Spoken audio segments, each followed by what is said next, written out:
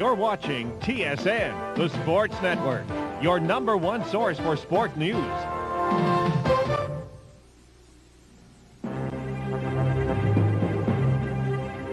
They are the University of Toronto Varsity Blues, and their first place finish in the OUAA in 1992 culminated a 5-year march to the top. It began when Bob Lako took over as the team's head coach in 1988. Lako took over a program that was flat on its back. But quickly, the Blues had reason to smile. Their Vanier Cup hopes were rekindled with a powerful running game that brought back memories of the glory days. Toronto's storied past includes the Grey Cup. The University of Toronto has captured that trophy 4 times, including a championship back in 1910. Some great names in Canadian history have attended the University of Toronto, including Heck Crichton, Lester Pearson, and Conn Smythe.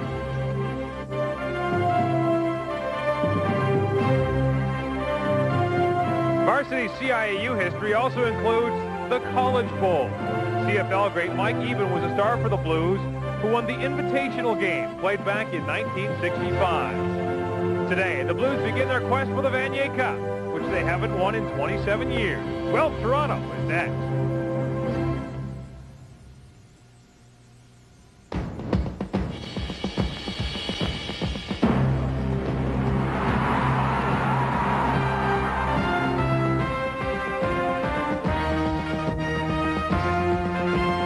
TSN presents CIAU football. Today's OUAA semifinal game from Varsity Stadium on the campus of the University of Toronto features Guelph and Toronto. The game is brought to you in part by Geo. Get to know Geo at a Chevrolet Geo dealer near you. And by Pepsi. Gotta have it.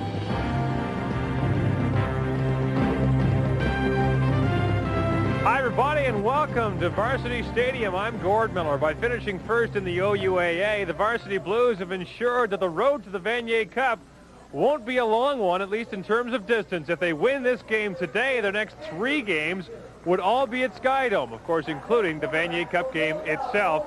Now, in the OUAA itself, Toronto finished first thanks to a nail-biting victory over Guelph last week. Laurier and Western were second and third. They're playing in the other OUAA semifinal today.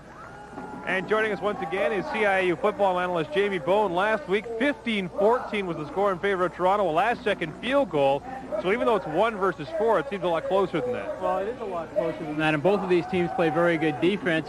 But, you know, you had to put last week's game into perspective. It doesn't mean anything right now. This is a whole new season, and we should see quite a game this afternoon. Now, when you talk about the University of Toronto, you talk about a team that can run the ball, and that includes the quarterback. Well, that's right. Eugene Buccigrassi, their all-star quarterback, just selected to the all-star team this week. Not only is he a pretty good passer, as we can see by his numbers, 12 touchdown passes, but what dimension he gives to this team is his ability to run, the second leading rusher in the OUAA. So he can give teams all sorts of fits when he's on the football field. Guelph are going to have to try and contain him today. And when you talk about the running game, one guy that may play a very important part today is David Richer. Very quick feet. Now, last week, Guelph only held him to 6 yards rushing. Bob Lako knows he's going to have to get a lot better production out of Richer today, and I'm sure they worked on that throughout the week. Yeah, the matchup is Toronto's #1 rushing offense against Guelph's defense, #1 against the rush in this conference. Now, when you talk about Guelph's offense, you hear a familiar name, Wally Gabler. Wally Gabler Jr., whose dad played in the CFL back in the 60s. Well, Wally Gabler Jr. is a quarterback this year. He was injured a year ago, and he's going to have to play a pivotal role today if they have any hope of winning. Dan McNally says his offense has been plagued at times because they're a plodding offense. They don't really seem to score on big plays. They're going to have to score on drives today because of the way the U of T defense play. Wally Gabler's going to have a super game. Now, one of the guys that Wally Gabler likes to look to is Dave Irwin, also an all-star receiver this year in the OUAA. 4.6 speed. He runs great routes. He's got pretty good hands. 32 receptions this year. Look for Wally Gabler to go to Irwin a lot today. Now, they're playing back-to-back. Does that help one team more than the other?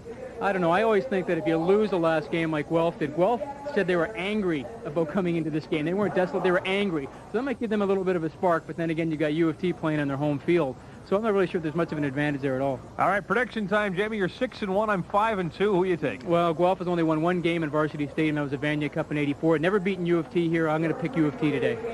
And I'll go with Guelph. Ooh. Oh, here we go. Another one out on the line. And a chance to go to the Yates Cup game is on the line. Toronto and Guelph will tee it up next here on TSN.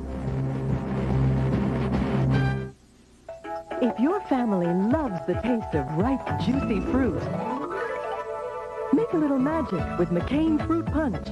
McCain makes frozen punch from real concentrated fruit juice, so you can really taste the fruit. Great with grapes. Outstanding with orange.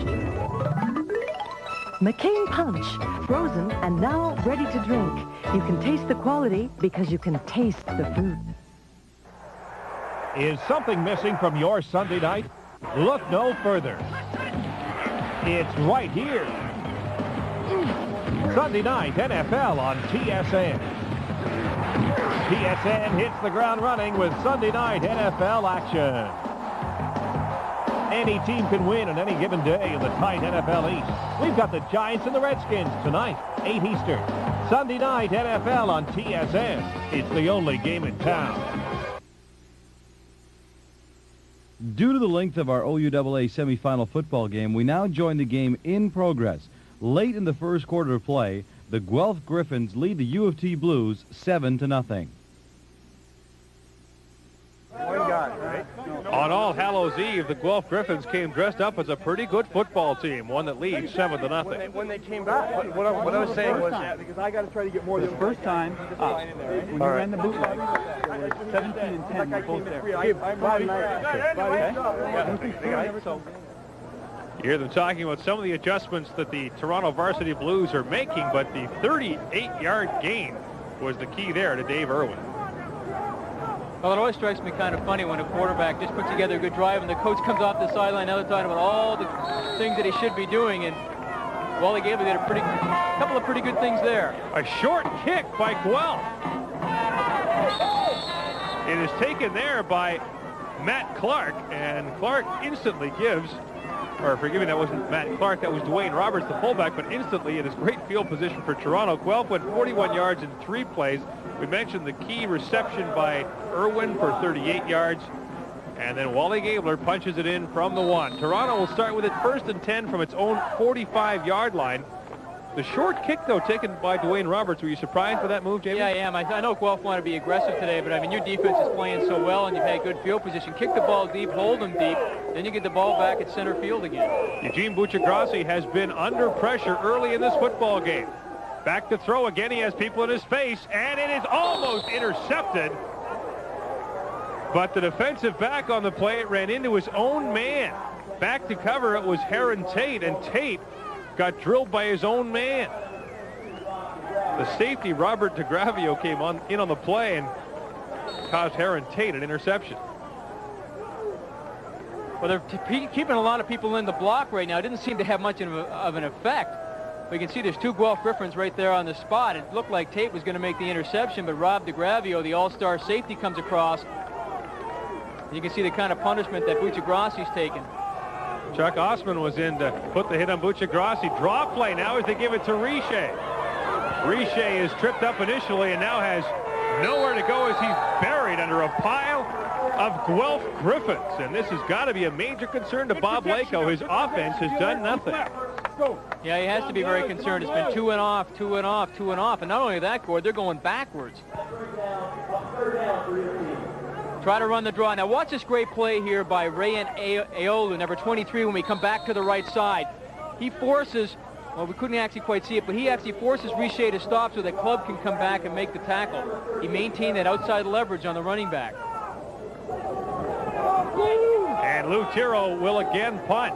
3 possessions, just 9 offensive plays for the Varsity Blues thus far. And the Guelph Gryphons, who scored on their last possession, will get the ball back here. 1:45 to play in the first quarter. Tiro has time. It gets a high hanging punt taken by Robert DeGravio at the 37. DeGravio changes direction, but is brought down immediately. The tackle made by Andrew Monroe. And so Guelph will begin with a first down at its own 34-yard line. It's halftime in the Ontario-Quebec semifinal. Look at this. Bishops with a 1-point lead over the Ottawa Gee-Gees. And Queens at the half leads McGill 17-0. There must be some nervous hearts in Lennoxville, though, as Bishops has that 1-point lead.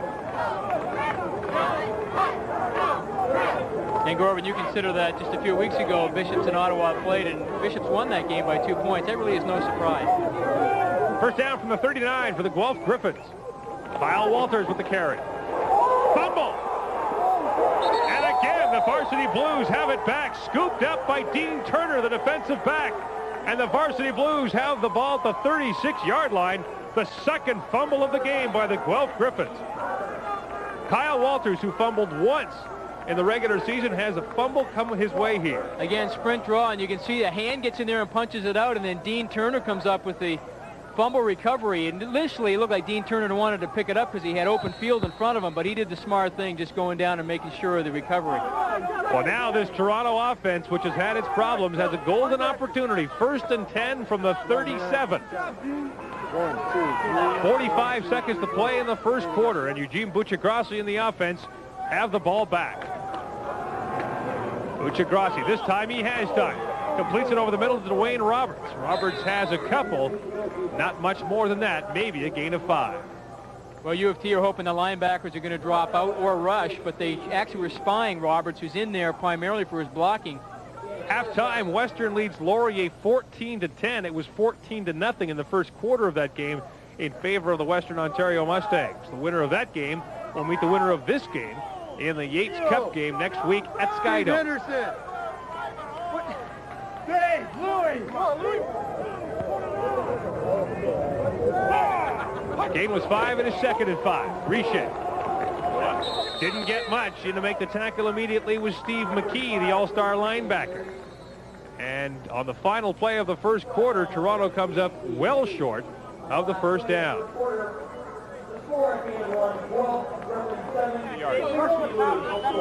Hold it.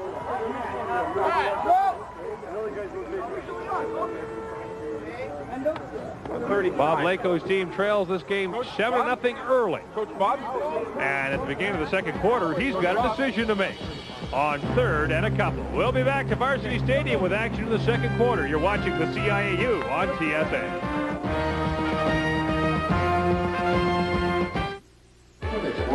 I love that. I'm pretty hard out of the ball.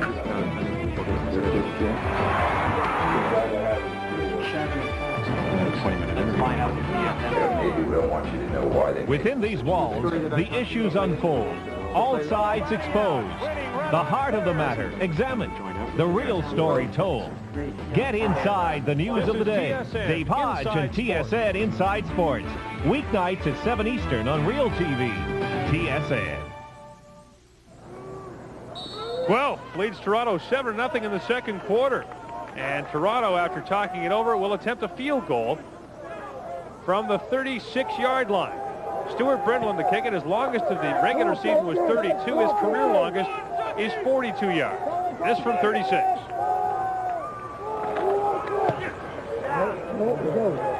And Brindle has the field goal to get the Toronto Varsity Blues on the board. Toronto now trails this game by a score of 7-3.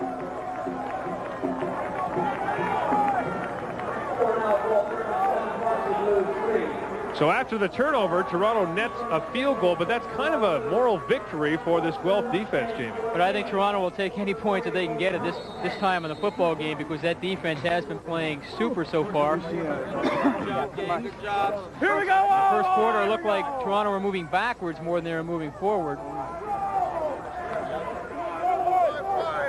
Guelph takes it 1st and 10 from its own 35-yard line. The big problem the Gryphons have had so far, turnovers. They fumbled the ball twice. This is Kyle Walters, who fumbled it on his last carry. This time, nowhere to go, as he is brought down immediately by Lou Tiro. And now the Toronto defense begins to buckle down.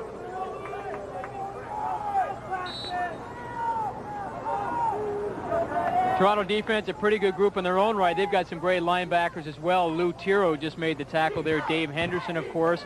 Many people feel Lou Tiro is one of the best linebackers in the OUA. He was not a first-team All-Star in the conference this season. The loss was 1 at 2nd and 11.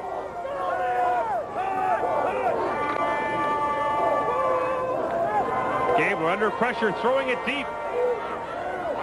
He's looking there for Kevin Reed, but the pass falls incomplete, and back on the coverage was Brian Devenish.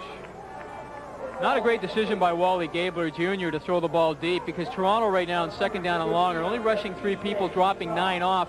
5 people deep. They had 4 underneath. So this ball is covered. This really has no chance of being caught. It almost looks like a Hail Mary. You can see that Rob Mooney is there and Sanjeev Shah. And Gabler will now remain in the game, this time to punt. 1 man back for the University of Toronto. 11 men on the line for the Varsity Blues. The pressure comes up the middle. They blocked it. It's blocked by Brad Muxlow. And falling on the football was John Raposo. Another key turnover, and Toronto has the ball 1st and 10 from the 27. You know, the cardinal rule when you're on punting the football is you never allow anything to come up the middle.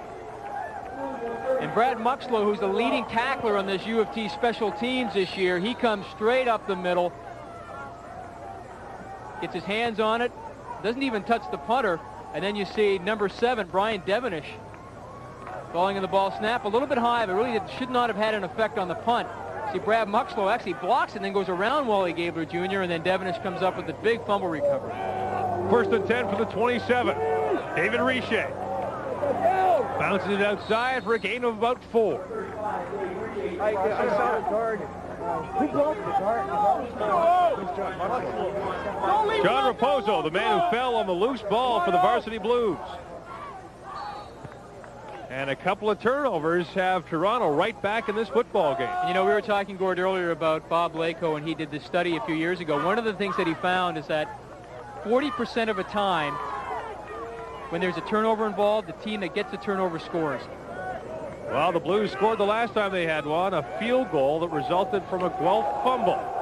On 2nd down, Buccigrassi throws it out to the flat. And he completes it out there to Murray Sobko, and Sobko has what should be a Toronto 1st down. Brad Muxlow, backup running back with the U of T Blues, but a great special teams player who blocked that Wally Gabler punt. Eugene Buccigrassi going out to Murray Sobko, who is not playing his tight end position today. They moved him out to slot back because they want to allow him a free release off the line of scrimmage. And, you know, he's a very good football player. He's great speed, and a lot of people underestimate him because of his size. The handoff goes to the fullback, Dwayne Roberts, and Roberts fights his way down to about the 5-yard line. A gain of 3. Now, that's a surprise. Dwayne Roberts has only carried the ball 14 times this year, primarily in there because of his blocking ability, and he is a great blocker. At a Victoria Park Secondary School in Toronto, also played a year at Bishop's University in Lennoxville before transferring to U of T. 2nd and goal from the 5.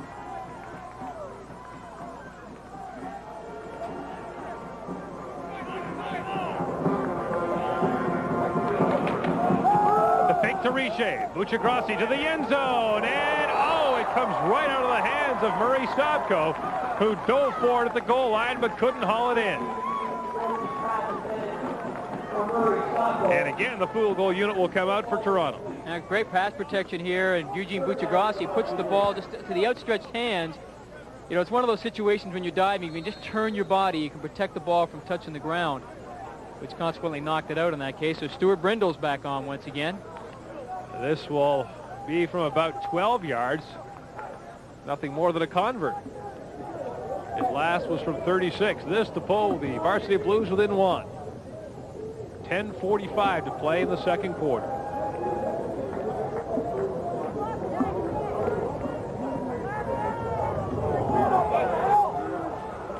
High snap. And Brindle missed it. And now you've got to give him a yard, and the man who hit him, Brad Muxlow, nailed him in the end zone. That's just like a punt. You've got to give him 5 yards. Muxlow didn't. And that will nullify the single point. Maybe it will. If they accept the penalty, they have an option here. will they take the ball with no point out to the 10, or will they give up the point and take it to the 35? I think they'll give up the point and take it to the 35. No yards. Toronto 14. No point. First down. No, they decided to decline it, so they will scrimmage, I guess, from the 15. Now, Guelph didn't have anybody back in the end zone to field this. You can see they had a little bit of trouble with the placement of the ball. And it rolls around back there, and you can see the linebacker, Mike O'Shea, going there, and then Brad Muxlow coming in, not giving him that 5 yards. Yeah! Let's go, Guelph! Go, Gryphons! Ready? 1, 2. Good catch. On 1st and 10 from the 50, and I guess when you lose by 1 the week before, you don't give up any points. Yeah, I was just thinking about that, and they're all talking about it down the sidelines, the Griffin coaches, and I think that's probably weighed heavy in their decision. And so now the pressure goes back to the Varsity Blues defense, which has turned the ball over to the offense, but the offense has been unable to make up. Kyle Walters outside, and he's ridden down quickly. The tackle made in the play by linebacker Derek Barber.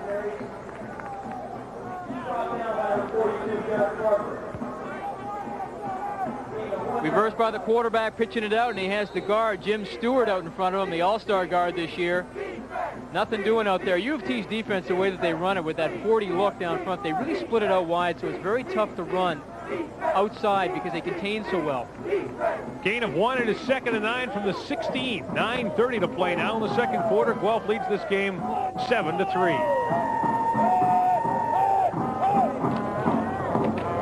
Again, it's Walters, and Walters will be short of the first down after a gain of 6. And there to trip him up, once again, John Raposo, the man who fell on that blocked punt moments ago. Well, you can see they try to run inside trap. They double up on the nose. They pull the left guard.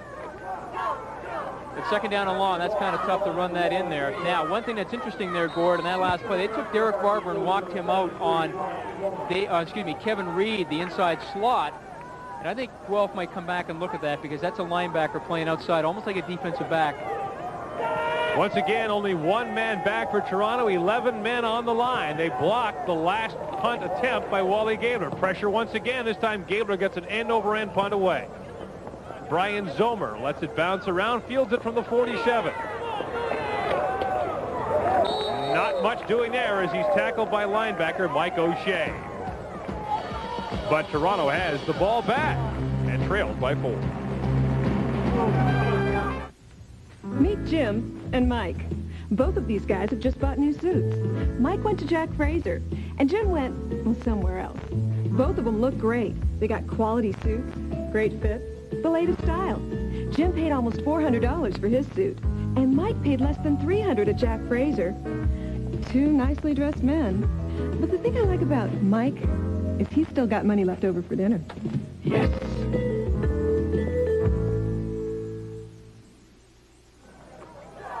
We're back at Varsity Stadium on the campus of the University of Toronto. It's the OUAA semifinal game between Guelph and Toronto. The Gryphons in white lead this game 7-3 midway through this second quarter. Defense has been the story so far. Guelph has turned the ball over 3 times, but Toronto has been able to get just a field goal out of it. Eugene Buccigrassi to pass, has a man deep, and looking for him. It falls incomplete, looking for Glenn McCausland. Flag is down, and interference will be the call. Against who? That's the key question. Heron Tate was back to provide the coverage for Guelph. Well, I think it's Heron Tate, number 38. He turned around and backed into McCausland. I kind of thought McCausland. Guelph, number 38, first down. And the call does go against Heron Tate. And that is only a 15-yard penalty. Let's take a look at how he plays it. See, now he hits him right there turning around, and I don't think he can play it that way. And you take a look at McCausland's hands, I think he was just trying to stay up after he was initially hit by Heron Tate. I don't know. It is a 15-yard gain. 1st and 10 Toronto from the Guelph 43-yard line. The handoff goes to David Richer. Richer, who hasn't had much running room today, doesn't find much here. Let's take another look at that penalty, Jamie. You see, I think the interference occurs there when he starts to turn around. He runs into McCausland now. Granted, the official could have said that it was incidental. but he didn't. He ruled it as interference. They were both right there. Listen, you got to understand, I'm looking at it from an offensive point of view. I was going to say it's pass interference. Those defensive backs are bad guys out there. The gain for Richer was 2.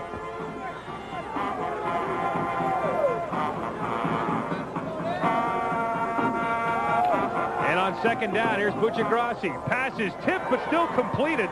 Murray Sobko hauls it in, and he'll have the first down. That pass was tipped right at the line, but it kind of helped out Murray Sobko. Well, we talked about U of T wanting to give Murray Sobko a free release so he can come across the middle now. A little bit out of Guelph's character. They're starting to bring their linebackers a little bit, leaving that area vacant. Now, I think they're going to have some difficulties if they want to start bringing their linebackers and trying to play man coverage against Sobko. As we saw that ball tipped as Eugene Buccigrassi threw it. 1st and 10 now from the 29-yard line. 6:50 to play in the second quarter. Toronto trails 7-3. The toss goes to Marcus Bolkelman. And Bolkelman has a gain of about 5. We saw Marcus Bolkelman in the Red and Blue Bowl against the York Yeomen, and Bolkelman ran wild in that game. And he was coming off an injury at that time. But he seems to be back in the swing of things as Bob Aleko likes what he sees so far with his offense, given the signals. Now, it looks like he's kicking his right foot. To me, that's a signal for bootleg action, so we'll have to see what U of T come up with. And this would be a great opportunity to run it when you're second down and 4, less than 5.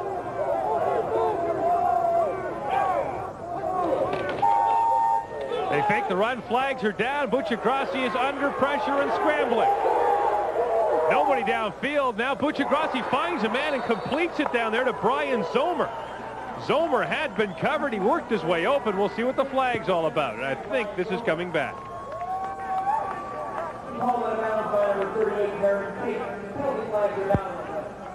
And there's an injured Guelph Gryphon on the play. Procedure is the call against Toronto. And an eligible man downfield. So that gain to Brian Zomer will come back. Biggest play from scrimmage thus far for the Toronto Varsity Blues, and the injured player is Hugh Tharby. And if you followed OUA football the past number of years, that's a name that's very familiar. Not Hugh Tharby, but his brothers. Clive Tharby played for Wilfrid Laurier University, and his brother Bruce played guard at the University of Western Ontario. Hugh's the youngest in that family. Right now they seem to be checking out the calf. That could be a cramp.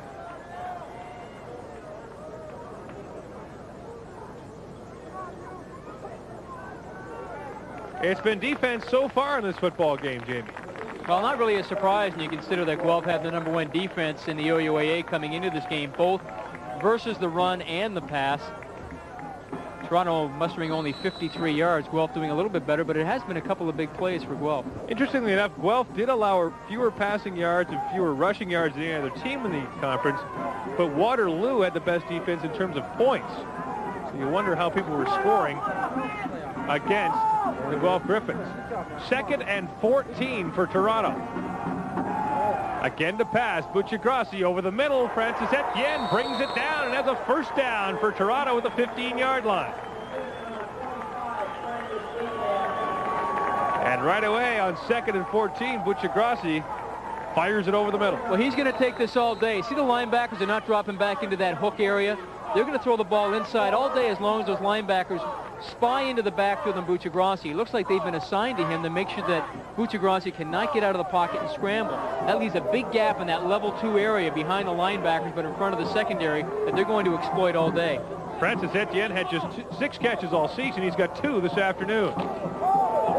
They toss it out to Marcus Bolkelman, and Bolkelman is tripped up right away, and the tackle is made by Mike O'Shea.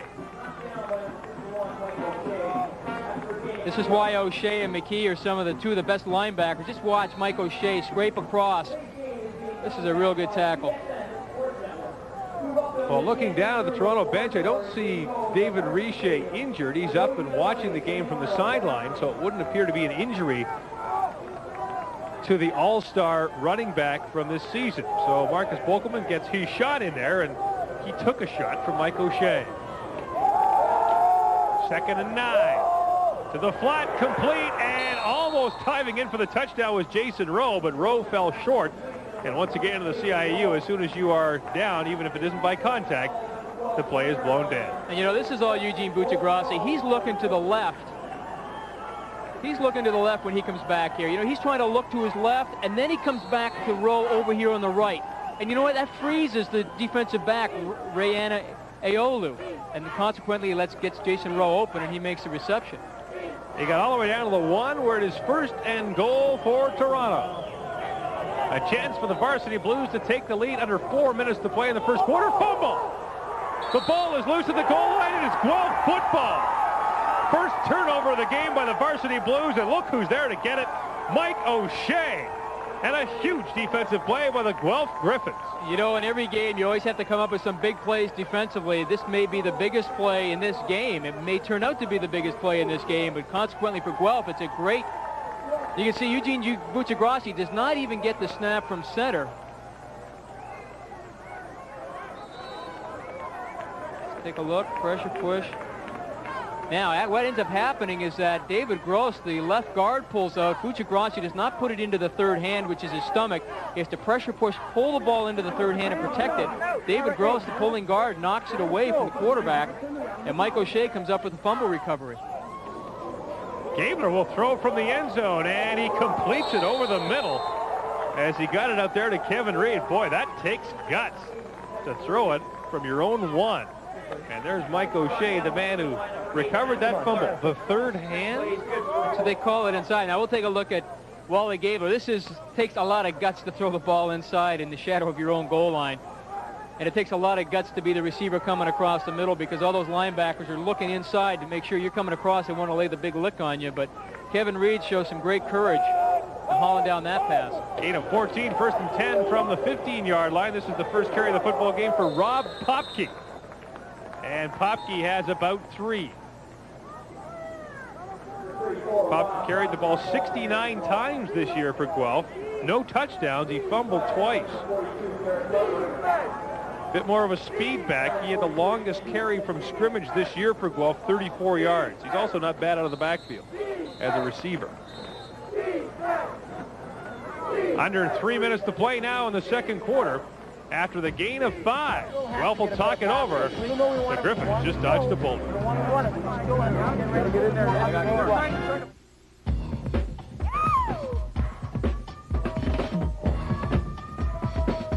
Pump.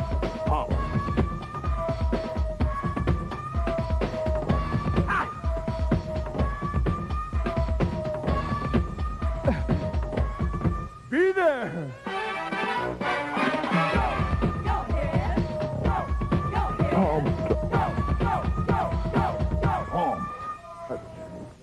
Welcome back to Varsity Stadium. I'm Gord Miller along with Jamie Bone. It's 7-3 Guelph late in the second quarter. Toronto just had the ball 1st and goal from the 1, but turned it over.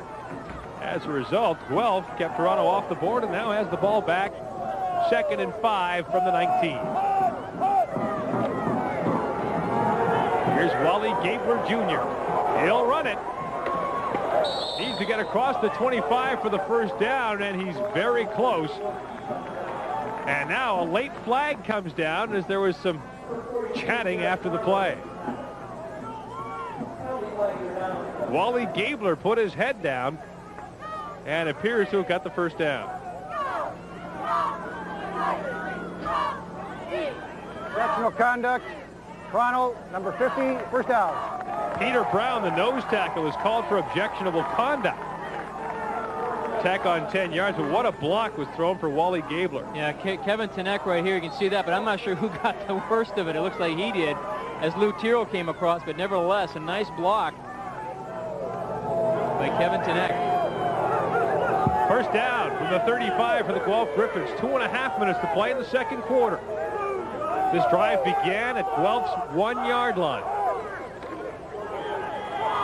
Gabler to the flat, completes it out there. It's caught by Trevor Racine. Racine puts his head down, and Racine is close to a first down after it appeared to be limited to a gain of about 3. That's a good move by Racine. He weighs 225 pounds against Brian Devonish, a 165-pounder. He can ride him.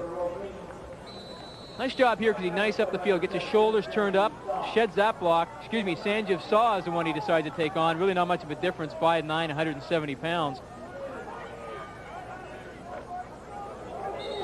Gain was 9. It is 2nd and 1 for Guelph from the 45-yard line.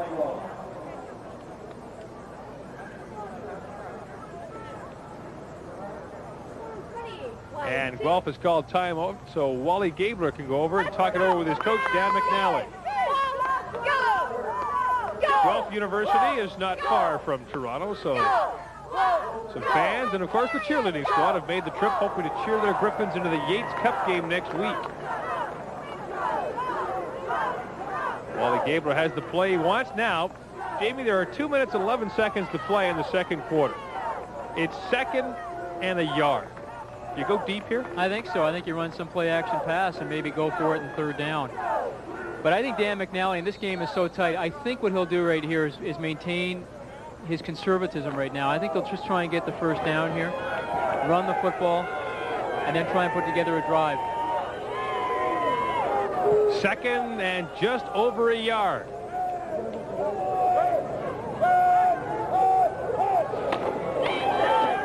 They stay conservative. They give it inside to Popke in there. I don't think he's got the 1st down. He was stopped what appears to be about a half yard short by that tough Toronto defense. You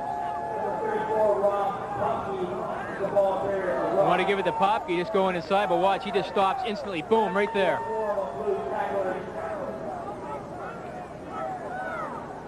That was an outstanding play made by linebacker Todd Krauser.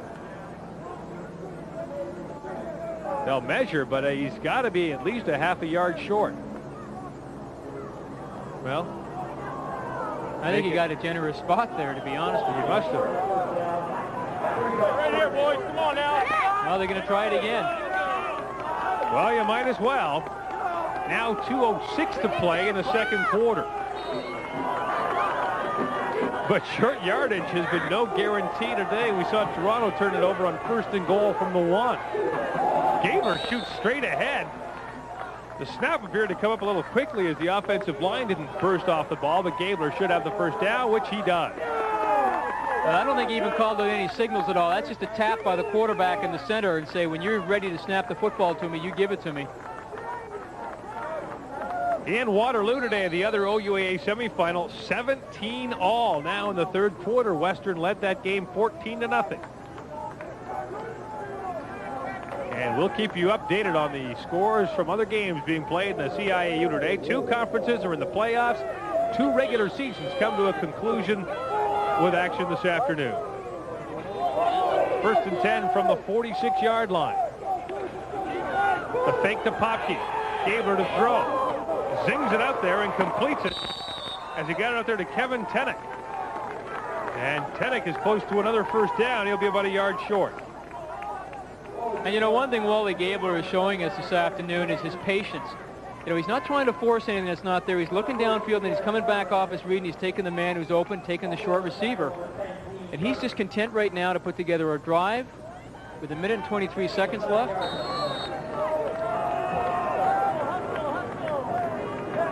And I think, sorry, Gord, I think Guelph right now have to hurry it up a little bit. I mean, they're midfield with 1 minute and 14 seconds now, and the clock is ticking down. 2nd and less than a yard. The 8th play of the drive, which began at the Guelph 1.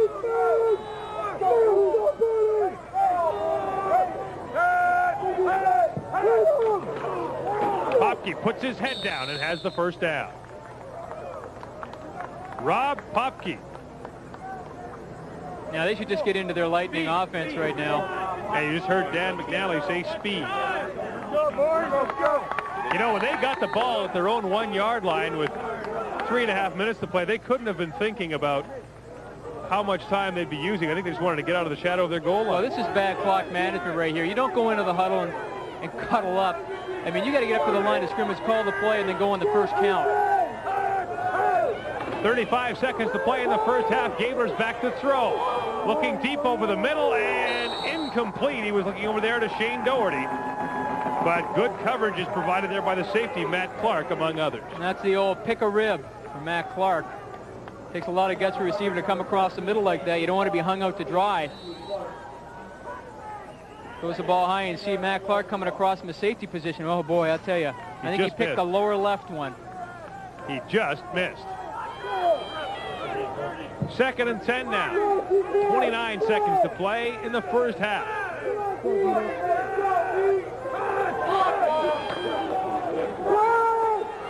Gabler rolls out and again will throw it deep. He was again looking for Doherty, and the pass is knocked away by Sanjeev Shah. Punt. And Dan McNally's team, after driving it from the 1 all the way to the Toronto 53-yard line, will punt with 21 seconds to play.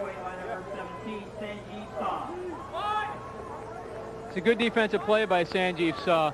Keeps his eye on the football, gets his hand in there and knocks the football away.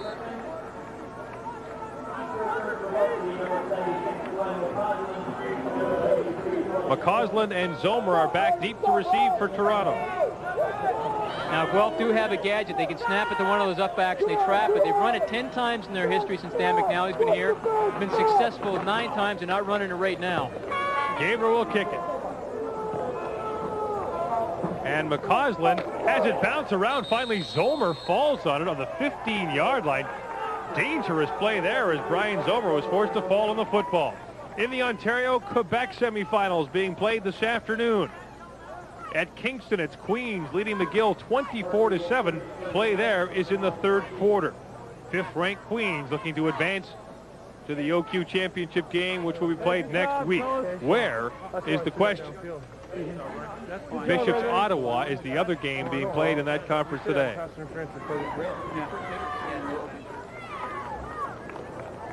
And there is an injured Toronto player. Is it McCausland who had difficulty fielding that punt?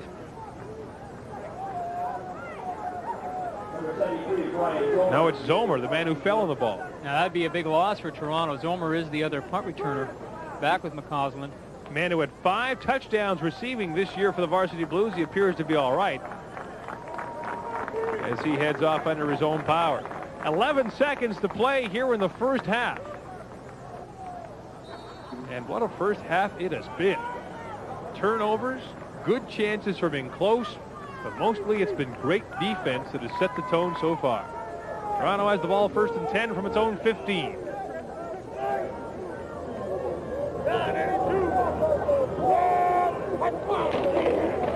Here is Marcus Bokelman. And you can see them trying to strip that football loose.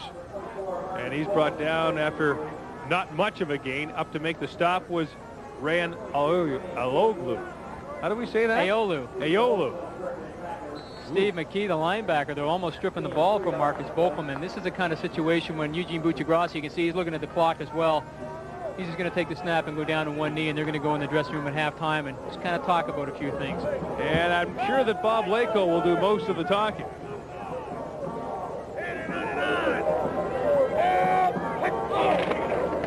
Here's Bokelman again. And nothing doing. An appropriate way for this first half to come to an end on a strong defensive play. Toronto comes in as the #1 team in the conference, but it is Guelph, which leads 7-3 at halftime. Stay tuned. Plenty to come up in today's halftime activities. We'll get right to them in a moment.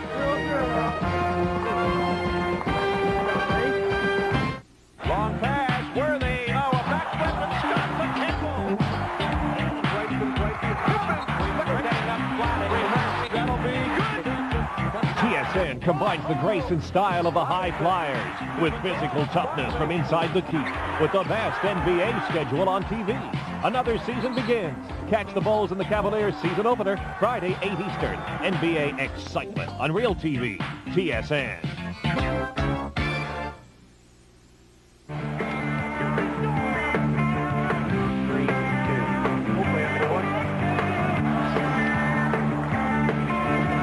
TSN turns on the action. Front row excitement from every corner of the NHL. Freewheeling, hard-hitting action with the world's best. The Canucks shooting to Calgary to try and douse the Flames Monday, 9 Eastern on Real TV. TSN. The second half is underway as a line drive kickoff is taken Mike Catalano has it, and again, a short kickoff by the Guelph Gryphons, perhaps trying to avoid Glenn McCausland, who returned 2 kickoffs for touchdowns during the regular season. 135 net yards to 98 for the Guelph Gryphons. Guelph held the ball for 3 more minutes of the football game, and a key drive late in that first half.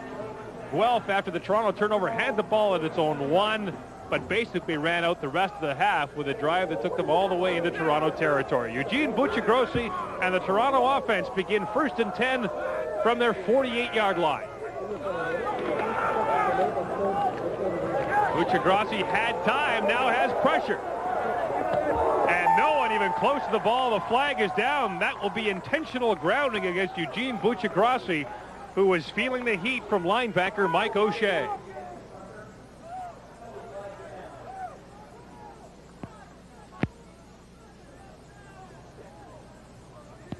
Intentional grounding, Toronto, number 11, 2nd down. I think he means 13. Yeah. Now, Eugene Buccigrossi, he's looking at Murray Sopko the whole way, but Ray Aneolu has good coverage on him. So now he gets in trouble. Now he realizes, hey, I'm going to get sacked by Mike O'Shea. He dumps the ball off, but he throws it right to the official, and the official throws a flag saying that there's no U of T receivers in the area. A 15-yard penalty. Now 2nd and 25.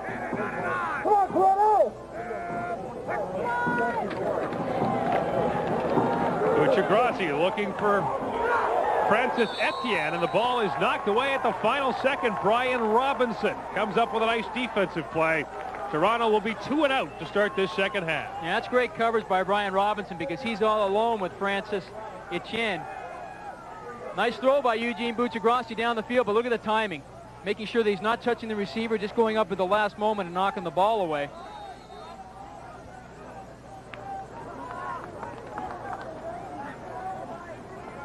And now into punt is Lou Tiro, as Guelph can once again look at good field position.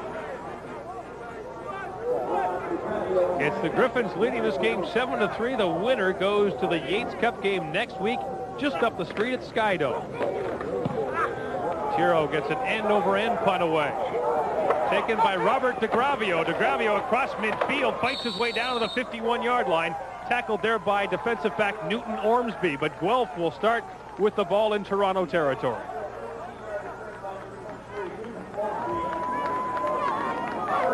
And once again, Wally Gabler Jr. brings out the Guelph offense. First half, 6 of 11, not bad, 97 yards, but they want to put some more points in this scoreboard because they know that U of T has that explosive offense. Been having a tough time of it so far today, but they can score anytime when you have a quarterback the caliber of Buccigrossi. 1st and 10 from the 47-yard line. And the give goes to Kyle Walters. And Walters gets across the 45-yard line. Kyle Walters was busy in the first quarter, but in the second, they kind of went away from him. And this is a guy they want to get the ball to in the open field because he possesses great speed. They say he can run a 4.6 40, 4.5 40 in that area. But he really hasn't had a chance to get in the open field to display that.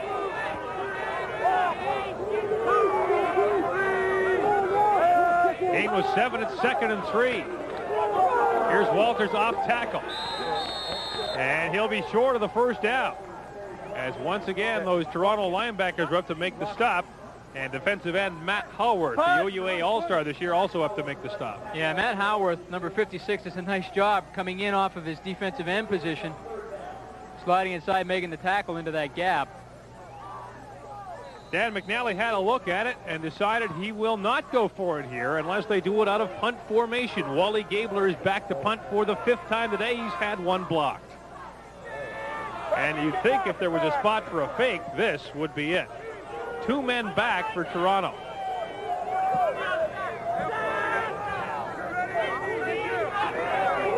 And it's a fake. Gabler to throw, has a man open. Complete. He got it complete over there to Bill McClay. Dan McNally goes for the fake. The completion goes to Bill McClay. It'll be first down Guelph at the Toronto 25. Well, that's one of the advantages of having your quarterback as the punter. Wally Gabler rolling out to his left. Tough for a right-handed quarterback, but boy, he throws a strike, and Bill McClay comes up with a big catch. Nice job by McClay to spin his body to make sure the ball did not touch the ground, giving the official no reason to call it a trap.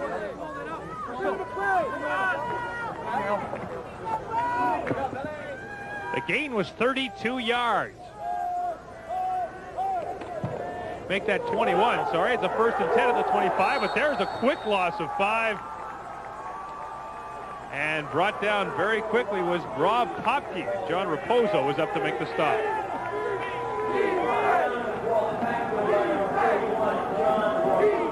Popke trying to run the sweep, but you can see Raposo coming in from the left side.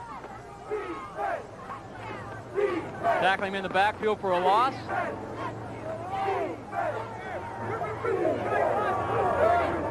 Loss of 5, 2nd and 15 from the 30.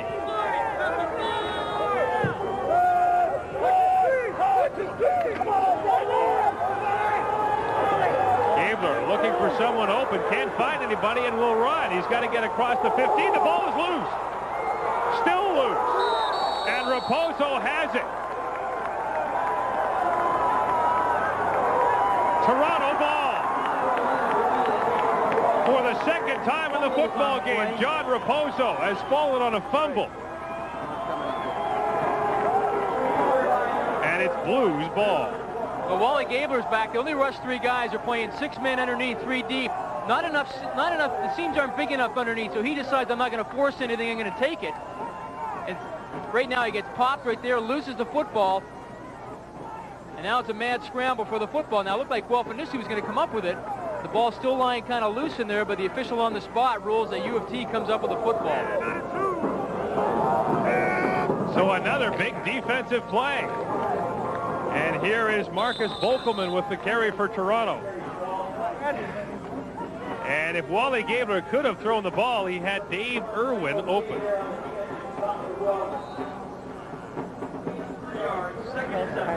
But he couldn't, and this man, John Raposo, got the ball.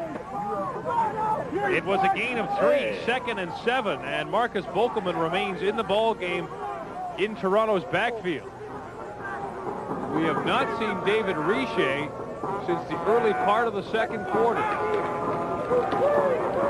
Buccigrassi over the middle, completes it to Savko. Murray Savko has a 1st down close to the 40-yard line of the Varsity Blues. See, I'm a bit surprised right now that Guelph are spying with their inside linebackers. They're not dropping them into that hook area, because Eugene Buccigrassi is going to take this all day long. As long as he can have Savko have that free release come across the middle with no linebackers in there, he's going to take that, because Savko has very good speed. He's going to have the angle on the defensive back, and he cuts across the middle. It seems to be gravy every time he wants it. 1st and 10 from the 40. The fake to Volkelman. Buccigrassi's got pressure. Outside, motioning for Savko to head upfield, and now Buccigrassi brings it back the other way. Got a great block there by Dwayne Roberts, and now he's going deep. He's got a man open, Jason Rowe. Complete down inside the 30-yard line of Guelph. That play seemed like it took 5 minutes off the clock, but when it was over, Buccigrassi completed it to a wide-open Jason Rowe. A Sandlot-type play, Jamie. Well, Jason Rowe coming into this game and only had 1 pass reception. Eugene Buccigrassi gets a great block there, and now he starts to signal down the field because everybody's running around not knowing where to go. And he sends Jason Rowe down the field. Charles Asman, the trailing defensive back, but a great play. It shows you what kind of an athlete Buccigrassi is and the kind of quarterback that he had. They can buy all sorts of time. The gain was 40. This time the pass is intended for Francis Etienne, and a flag is down in the Guelph defensive backfield. Brian Robinson may be called for pass interference. Now, I think that's incidental contact. And I'm kind of surprised at the call. He just got caught up in the defender's legs. He seemed to trip himself. Pass interference. Guelph, number 20. 1st down. Eugene Buccigrassi looking down the scene to Francis Etienne. I think that's incidental. And here's the play earlier one more time. He gestured for Jason Rowe to head upfield, and look how wide open he was. The penalty gives Toronto a first down just outside the 15-yard line. 8:15 to play in the third quarter. Buccigrassi over the middle. Completes it to Rowe. Touchdown, Toronto. And the Varsity Blues lead for the first time as Buccigrassi completes it to Jason Rowe. And he accounts for most of the damage on this Varsity Blues touchdown drive. This is a nice play. They run bootleg action. They pull the left guard. They bring him out to block. All the flow is going to the right. And then Jason Rowe just goes right down and turns around at about the 2-yard line, and Buccigrassi delivers him the ball. See how wide open he is. And now he gets his big, tall guy and makes sure he stretches into the end zone to get the touchdown. Buccigrassi looks right first and then comes back inside. Jason Rowe accounted for 55 yards on that drive, a 40-yard reception, then that 15-yard touchdown catch. And again, you see how important the turnover is. Stuart Brindle has the convert up and good. And what numbers on the day for Jason Rowe? He's been the man so far. It took until the second half, but now the Blues have the lead.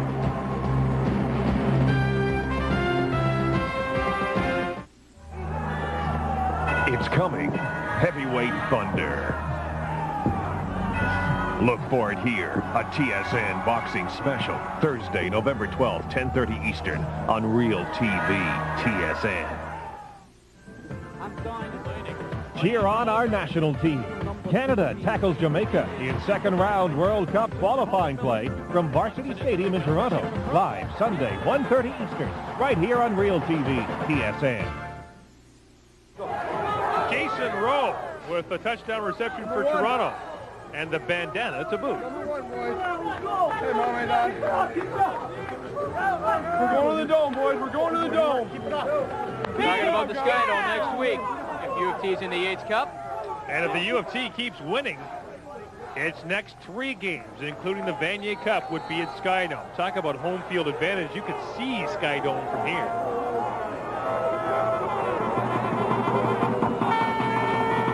Sobko kicks it off.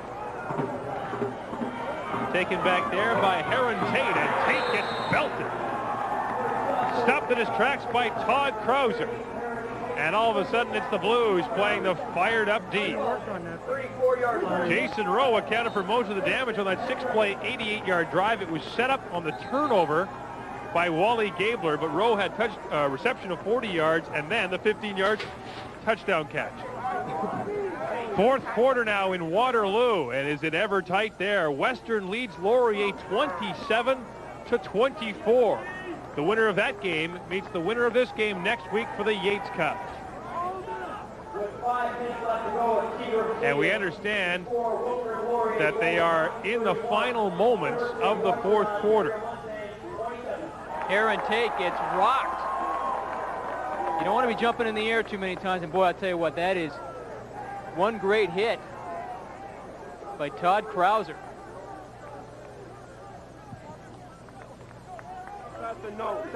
If we can help out the nose, the team will step up in the pocket. So we can get that nose out of it, okay? By the backer.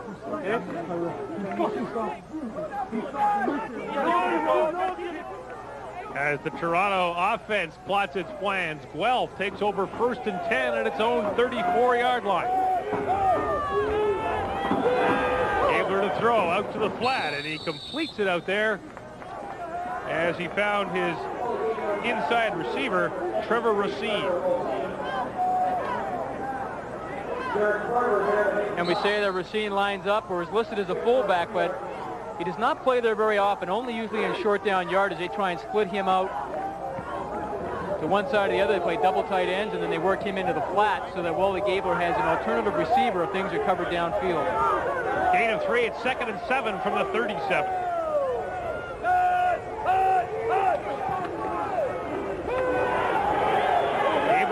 Time, dumps it out, and they'll call that complete to Racine, but he'll be short of the first down. Check that. That pass was complete to Hugh Drennan, number 75, but Drennan comes up a couple yards short. And so Wally Gabler will be forced to punt. After faking it last time, you can be sure that Toronto will be on the lookout for that this time.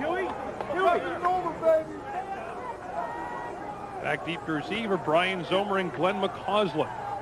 McCausland, second in the nation in punt returns this year with a 14.2-yard average. He took one punt back for a touchdown.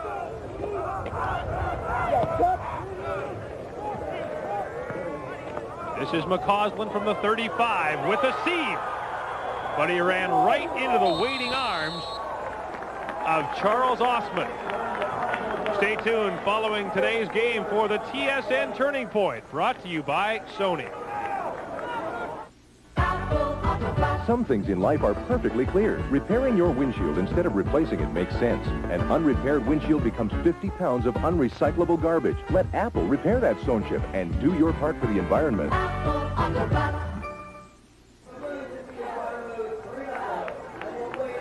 10-7, Toronto leading Guelph in the third quarter. Toronto did not lead this football game until the early moments of this third quarter. The winner will go on to play the winner of the other OUAA semifinal between Laurier and Western. That is being played in Kitchener, and Glenn McCausland is the injured varsity blue. He was shaken up in the first half as well. Glenn McCausland, one of the fastest players in this U of T team. This would be a big blow to them because he has been, as you say, Gord, the second leading punt returner in the CIAU, losing a player of his caliber. Could have a big effect on the varsity blues. First and 10 for Toronto from the 48-yard line. Eugene Buccigrassi over the middle of Jason Rowe, who is suddenly his favorite target. But the pass falls incomplete as Chuck Osman is there to break it up. And again, Toronto continue to try to throw the ball inside, and it's pretty good decisions by Buccigrassi because they're spying with their linebackers. That time they decided to bring their linebacker, Mike O'Shea. And so when Eugene Buccigrassi sees the inside open, he's going to try and take it, have his receivers cutting across the middle. Second and 10 from the 48. Under 6 minutes to play now in the third quarter. Buccigrassi with the quick three-step drop and the completion over there to Brian Zomer. Boy, and that's just a great decision, Gord, because they're walking out their linebackers. They're walking them out to the wide side. They've got Zomer split on the short side. Buccigrassi realizes he can get that seam inside there, and he drills this one right into that seam. I mean, that is just a great pass and a great catch. And a good decision by Buccigrassi to go to the short side.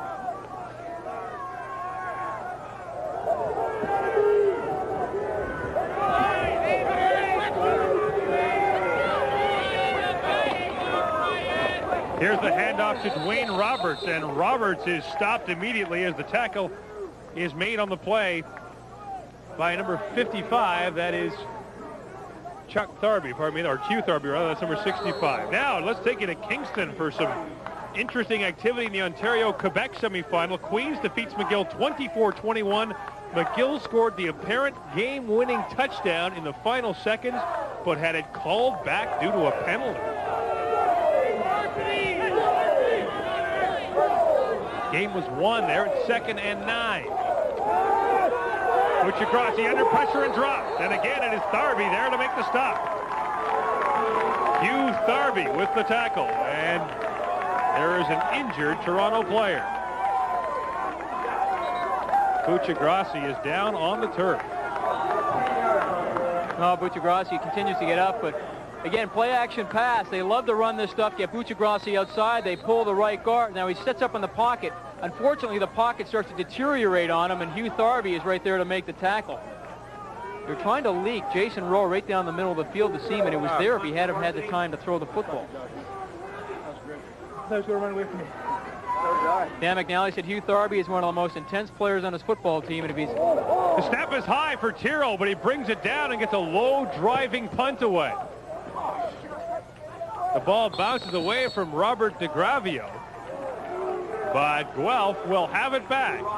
Chance to regain the lead when we return to Varsity Stadium. Let's go, Grass! Come on, move that ball!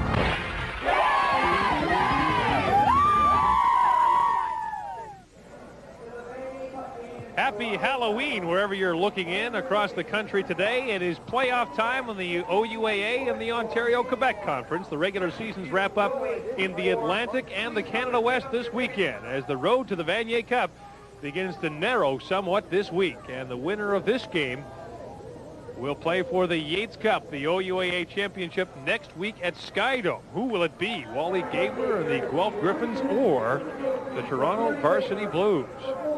And you know, Gord, it's so tough to judge in the playoffs by what happened during the regular season because playoffs are so different. I mean, everybody turns it up a notch, and if you have experience in the playoffs, that really is an advantage for you. Let's go! Let's go! Dan McNally's team has not been in the playoffs for 2 seasons. He felt they underachieved last year. He felt that they should have been there last year. They are, in fact, here now, and they're losing by 3 points to the University of Toronto. So Wally Gabler is hoping to get them back on track.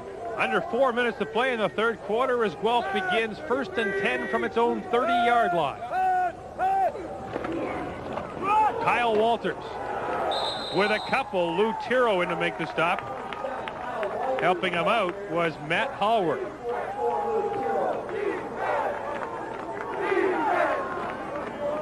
Lou Tiro, one of the best linebackers in the OUAA, coming in and making that initial contact. Now, you know what's so deceiving when you watch the way U of T line up defensively? It looks like, boy, you should be able to run in between the tackles because they have such great splits. But those defensive linemen are doing a good job in protecting the linebackers, Tiro and Henderson. Consequently, they can fill and stuff the play. Gain of 3 at 2nd and 7 from the 33-yard line.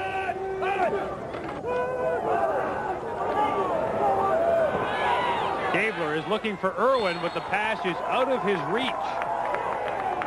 And actually, Trevor Racine was open in the flat, but Gabler threw it right over it. Dave Irwin, the all-star receiver, running his route, looking back to the quarterback. Now he turns it outside. Tries to work back, but the ball is thrown just a little bit too far out of bounds.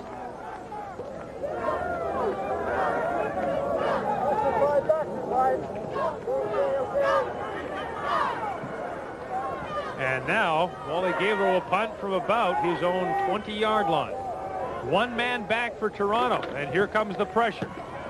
Gabler gets a high, spiraling punt away. Zomer lets it bounce. Zomer finally gets it back at the 26-yard line. Gets away from one tackler, but doesn't get much more as he is tackled by Steve Burns. Zomer let it bounce, and it cost Toronto plenty of yards. But the Blues have the lead and the ball. Today, TSN kicks off the month in style. First, Canada resumes its quest for a World Cup berth on home turf in qualifying action against Jamaica. Then host Chris Berman delivers the goods on NFL Prime Time. 60 minutes worth of hard-hitting highlights. Later, the New York Giants face a major hurdle as they tackle the Super Bowl champions at RFK. Go for it today on Real TV, TSN.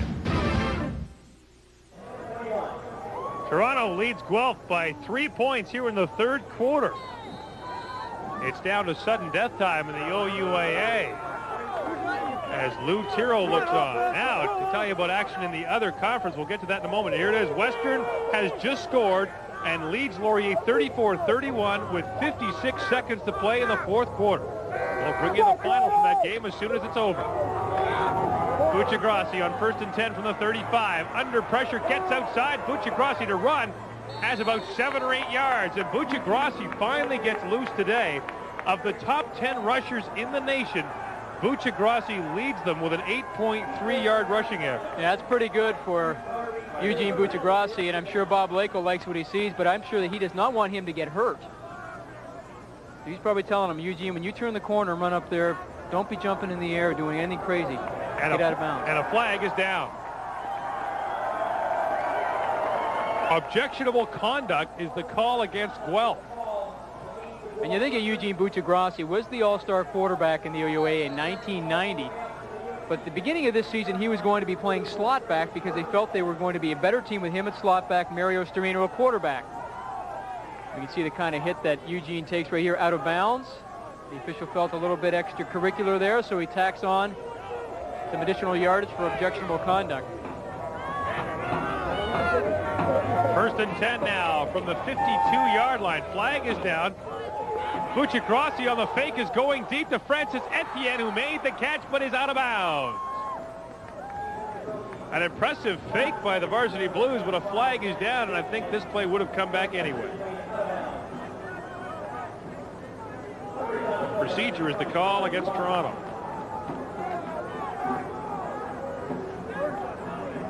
Other games going on today. Fourth quarter in Lennoxville. Bishops leads Ottawa 21-13. And should Bishops win that game, the Gators will have home field in next week's Ontario-Quebec Championship. Toronto, number 60, decline.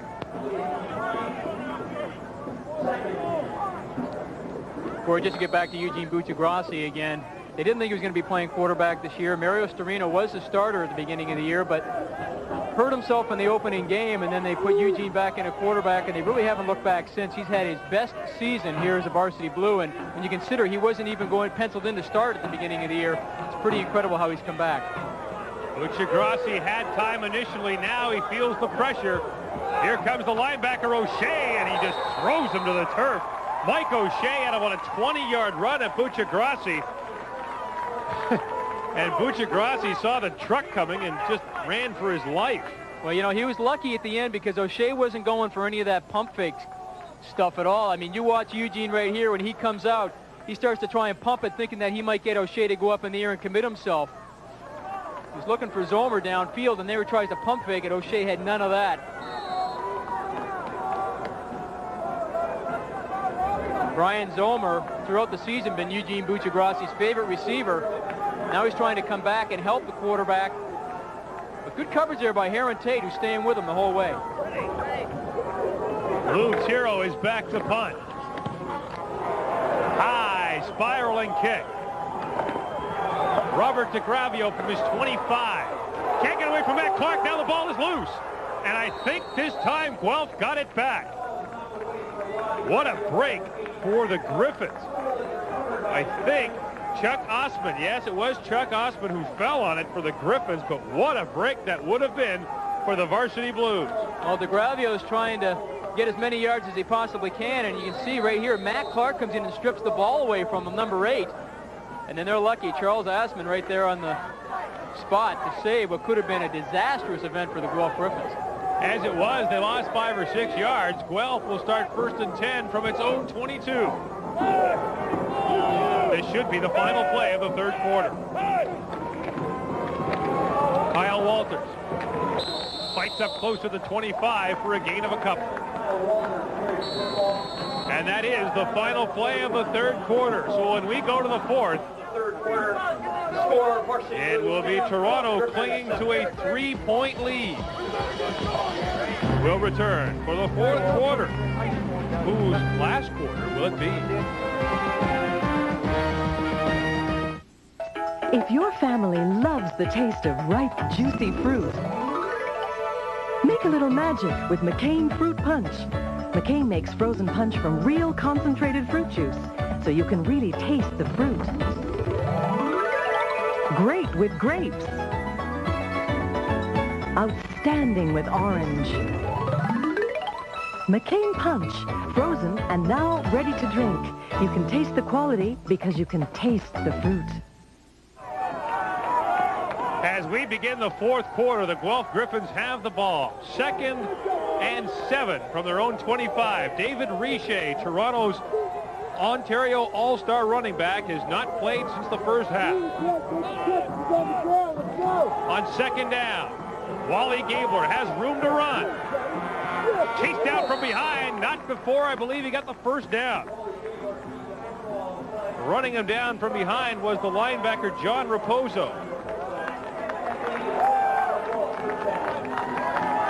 In Sackville, New Brunswick today, they are in the fourth quarter. Mount Allison leads Acadia 32-29. The winner makes the playoffs. Can we get any closer finishes today? Incredible what's going on across the country. We told you earlier that McGill scored the apparent game-winning touchdown against Queens earlier today. It was called back due to a penalty.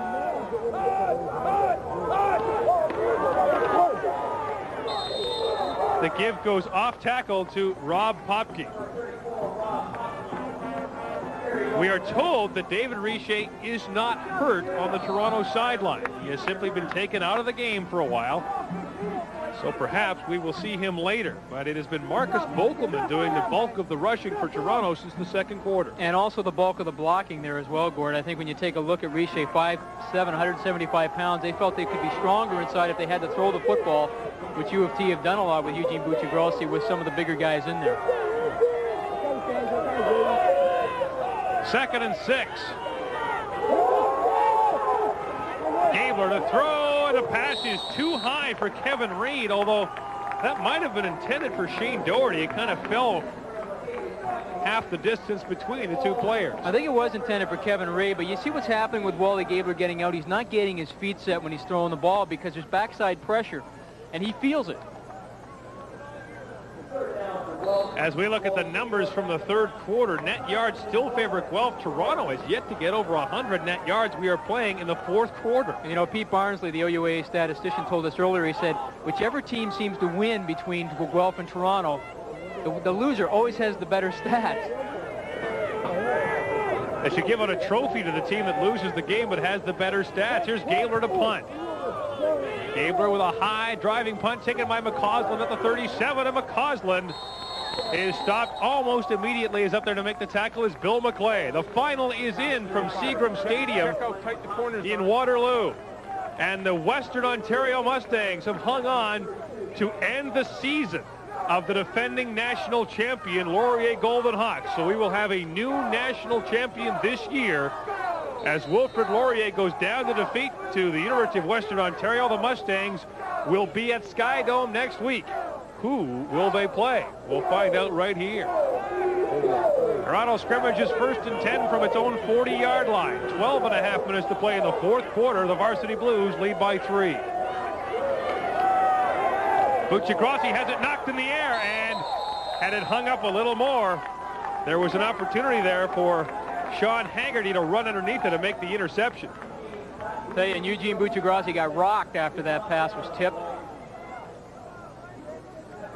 And one thing he's not going to be doing too much of is throwing over people. He's not that tall of a quarterback, 5'9", 205. That's why Bob Blake likes to get him in those bootleg actions or sprint out action where they can get him outside of the pocket. So he has a better vision looking down the field. Turnovers have played a major role in this football game. You look at Toronto, and they'll think about that 1st and goal they had from the 1 when they fumbled. Guelph will look at a situation down at the 15 where they fumbled. Draw play to Volkelman. Volkelman gets through the line and should have a first down as Marcus Volkelman breaks loose. And I think that, Gord, today has to be the longest run from scrimmage that we've seen, and that's about 10.5 yards. Again, they go set back the pass, they run the draw. Marcus Volkelman, that's why he's in there, because of the powerful running back that he is. We saw him come back against the York Yeomen this year. They're suffering an injury. A gain of 12 for Volkelman, first down Toronto. Just shy of midfield at the Varsity Blues 53-yard line. Clock is running at 11:40 to play in the fourth quarter. Buccigrossi now has time. Throws it out there and complete to Murray Sobko, and Sobko is close to another first down. This is playoff time. And Matt Clark isn't leaving anything at home. Hello, Mom. You mentioned earlier with Richer out of the football game that Buccigrossi's had a lot more time. It seems clear in the second half that he's had a lot more room to operate. Yeah, and I think what they're trying to do out here with Sobko, they've been running him out on that little square out all game. I would not be surprised if they try and run him out and then they're going to turn him up the field. Gain of 7, 2nd and 3. The ball, I really don't think Buccigrossi was expecting the ball that quickly. The line surged and Buccigrossi was left standing there. Yeah. I don't think he got the first down. No, I think you're right, Gord. I don't think he knew what the snap count was. Well, he said it. This is strange. Watch the line surge, and he kind of got caught flat-footed. Well, he did. You know what the count was on? It was on first sound, and so when he came up and put his hands underneath, everybody's moving, and he has forgotten that it was on first sound.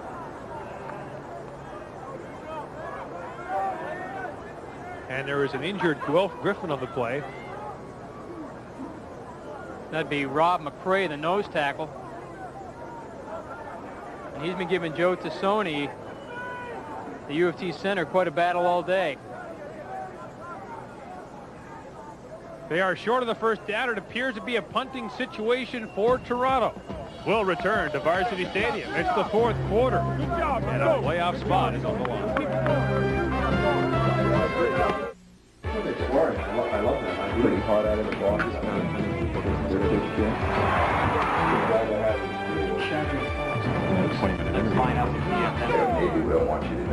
Within these walls, the issues unfold. All sides exposed. The heart of the matter examined. The real story told. Get inside the news of the day. TSN Dave Hodge and TSN Inside Sports. Weeknights at 7 Eastern on Real TV. TSN.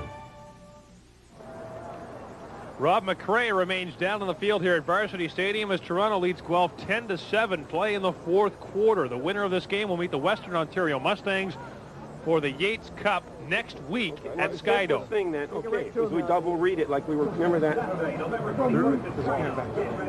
Well, he just pulled. So you want me to go straight across? Talking it over with the University of Toronto offensive line. Now it's Ray Zaremba, who is the offensive line coach.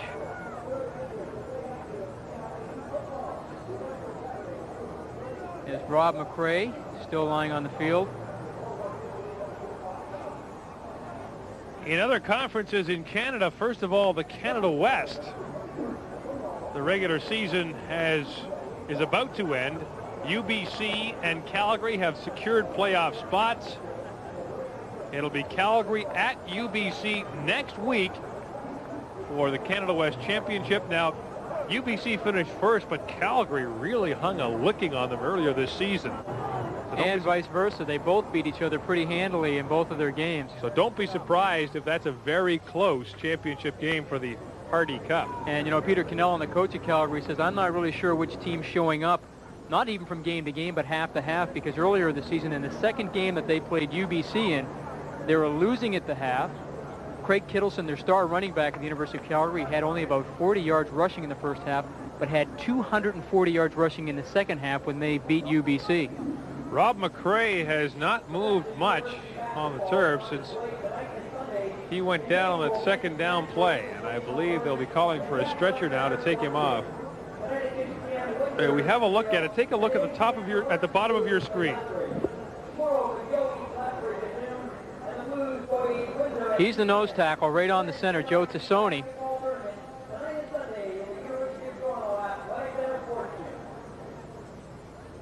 Looked like his head just got turned around. And they've brought a doctor onto the field.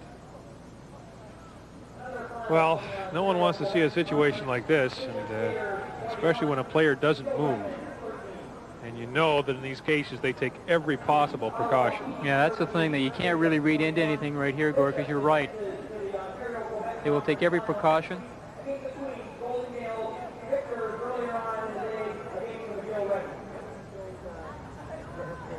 And all of a sudden, all the playoff positions and games don't seem quite as important when a young man is on the field.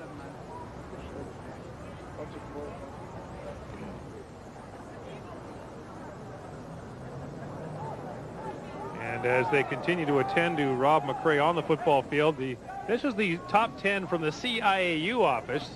St. Mary's #1 at 7-0, Bishop's #2. Those are the two undefeated schools in the country. Toronto comes in at #3, Guelph at #9 on the CIAU top 10. Now the TSN Sun coaches poll, and for the first time this year, the two line up the same way. And good news to report from the football field, and that is that Rob McRae is sitting up and now walking off the football field. That is great news. What appeared to be a very serious injury to the nose guard from the Guelph Gryphons. Thank goodness he's up and all right.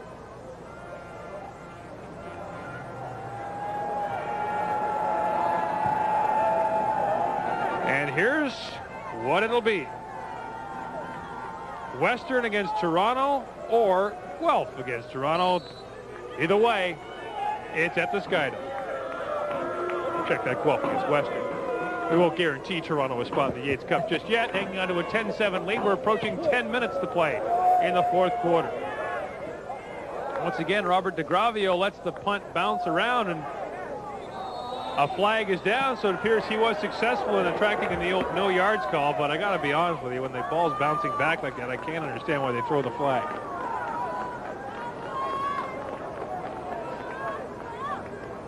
And Rob McRae looks a lot better on the bench. But it clearly was a neck injury, and they don't take chances with those. No opportunity to give yards, no penalty. Here for the officials. Great call. Well, that's a rule. If the ball is bouncing back and people can't get out of that 5-yard area, the officials will throw the flag, but then they will wave it off.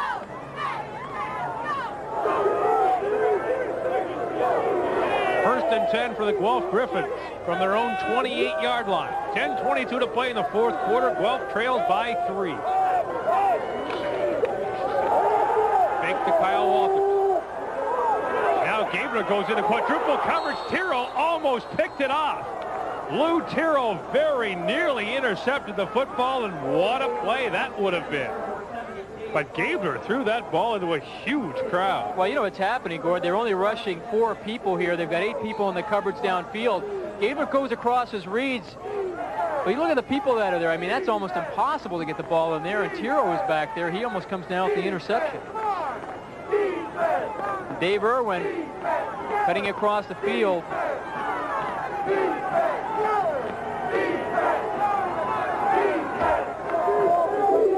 On 2nd and 10 from the 27-yard line. Gabler has time, has a man, but can't get it to him. He had Kevin Reed wide open, and now Gabler is stopped short of the first down. I don't know if we'll be able to see it, but number 80, Kevin Reed, was all by his lonesome. He was all by his lonesome, Gord, into that seam, and I think why Gabler decided to hold the ball down is because keep the ball down and not throw is because Sanjeev saw, number 17, saw exactly. It looked like he was baiting him.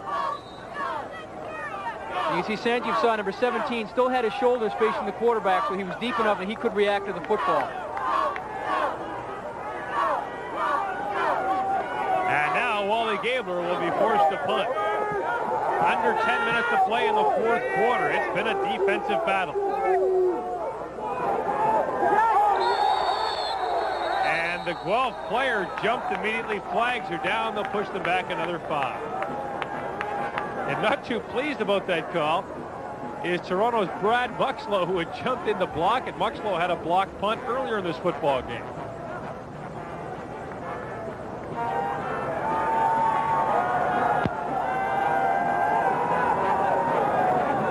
So it's a mere formality, and they'll jump back to punt it from 5 yards further back. But at this point, Toronto will take every yard it can get.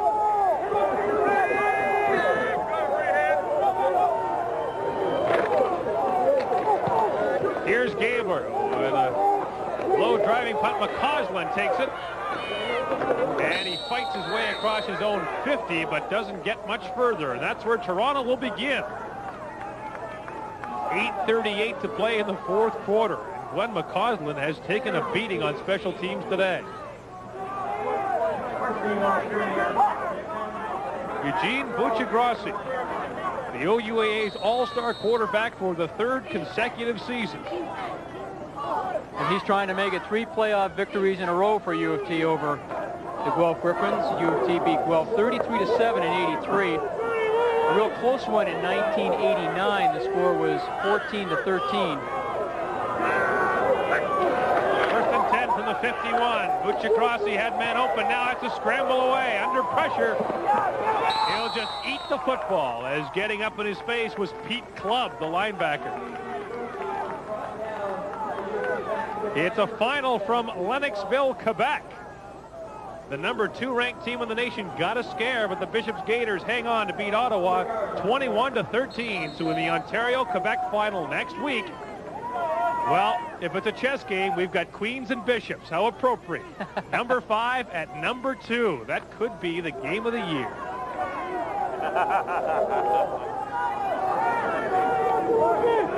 Loss was 4 to 2nd and 14. Buccigrossi has time, throws over the middle, complete to Francis Etienne. First down, Toronto, inside Guelph territory at the 45. Totally different defensive philosophies we're seeing here today.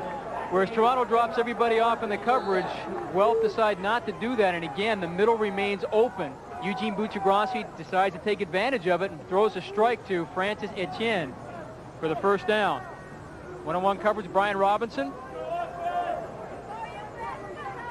You know, that ball's thrown in such a spot that it's almost impossible to cover. It's low and in front. Etienne has 3 catches in this game. He had only 6 all season long. Buccigrossi under pressure. Now will run. Another first down and plenty more as he gets down to about the 27-yard line. Eugene Buccigrossi, the second leading rusher in the OUAA, has another first down for his team at a crucial time. You know, you look at Buccigrossi right there. It looks like a little fullback of some sort. 5'9", 205 pounds. They run bootleg, and now he just escapes the contain man, number 57, Pete Clubb, the outside linebacker, and now he just tucks it down and he's going all the way. Another first down for the U of T Blues. And more importantly, the clock continues to run. Now approaching 6.5 minutes to play in the 4th quarter. Buccigrossi dumps it outside, intended for Sobko, and he couldn't dive and get it. Second time in the game that a pass has been just outside Sobko's reach. I like the way he takes those game stickers and makes them into a T. He gets points for creativity. What are they called? Gimmies, those things? What are you talking about? The little stickers on the back. Some teams call them gimmies for making a good play. Yeah, some teams do them. Other teams don't do them. U of T, I guess, have decided to do them. They're like little Buckeyes, I guess, in the back of helmet. Remember Archie Griffin? His helmet used to be just full of those things for Ohio State. 2nd and 10 from the 28-yard line. Buccigrossi looking to the end zone, but Francis Etienne had broken off his pattern, and that pass falls harmlessly to the end zone. So Buccigrossi's great run will go for naught. Again, one-on-one, Brian Robinson. I don't think Francis Etienne thought he was getting the football. You know, if you're a receiver, you have to run hard right through the route, whether or not you're getting it or not. Oh, sure, it's never the quarterback's fault. You got that right, Gord. I'm glad. You're learning finally, aren't you? Bob Hayes couldn't have got to that ball. You're talking about the former athletic director from St. Mary's University, I assume. Well, he couldn't have got it either. Okay. Here comes a field goal attempt from the 35-yard line. Stuart Brindle. 1 for 2 today. He missed one from 12 yards out earlier. And this one's a line drive. Robert DeGravio took it at the goal line. He's got some room, and he gets out across the 20. That field goal attempt was no more than 5 feet off the ground at its highest point. So Toronto continues to cling to a 3-point lead.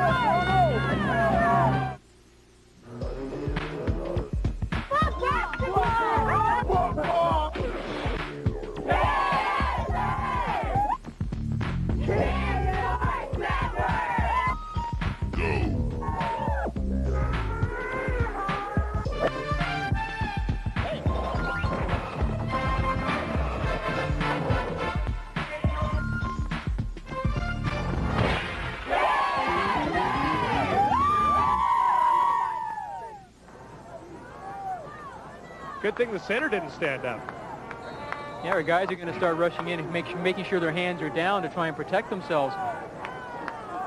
You can see the danger when you hit a line drive like that. People can't get outside and cover. And Guelph get pretty good field position and still a chance. With 5:20 left to go in the 4th quarter.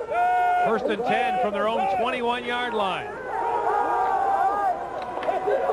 And the give goes to Kyle Walters, and Walters is out across the 25 to about the 26-yard line.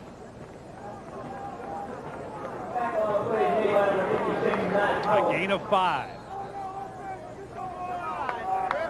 Under 5 minutes to play now here in the 4th quarter. The winner advances to the Yates Cup game next week against the University of Western Ontario Mustangs. Winners earlier today over the defending national champions from Laurier.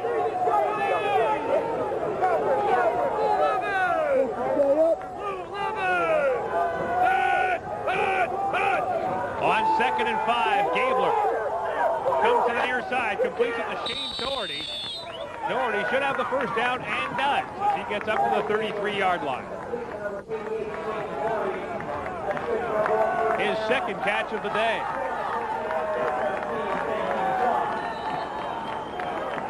Good read by Wally Gabriel, looking right, nothing there, and then he comes back outside, making sure he gets the first down. Shane Doherty. What's amazing in this football game is that Dave Irwin, the wide receiver on the other side, who is tied for 8th in the nation in receiving, has caught only one football today. Toronto's done a great job smothering one of Guelph's key offensive weapons. Kyle Walters brings it back the other way, has a seam, and another first down. Up to the 45-yard line for a gain of 12. Counter trap. Watch the left guard and tackle pull. Stewart and Kroger. Back ball, they kick out, and then back takes it right up the seam.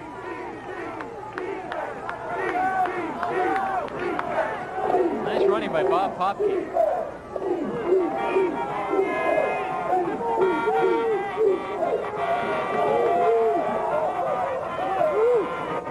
Here's Popke again.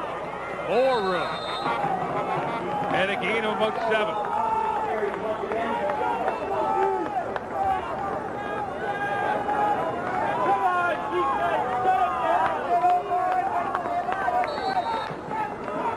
.314 and counting to play in the fourth quarter.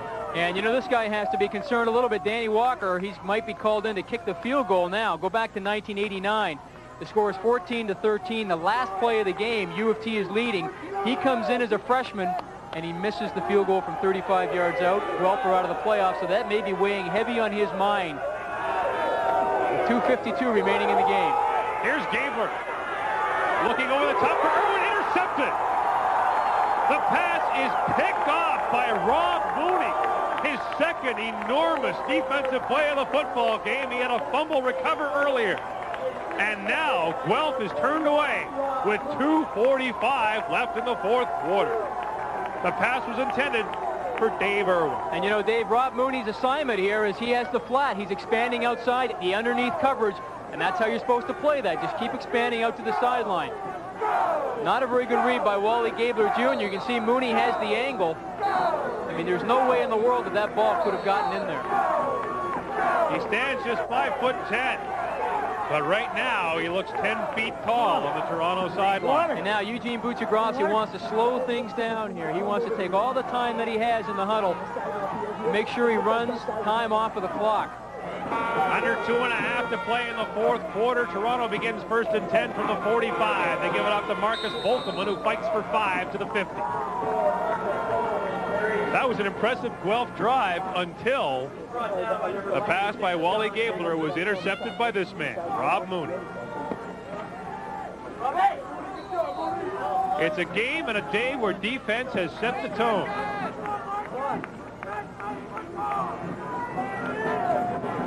And the Guelph challenge now is for the defense to stop Toronto. Get the ball back as quickly as possible. 2nd and 5. They swing into the flat for David Riche, who's back in the football game, and Riche goes nowhere, loses 7. And yes, the Guelph defense stood tall here.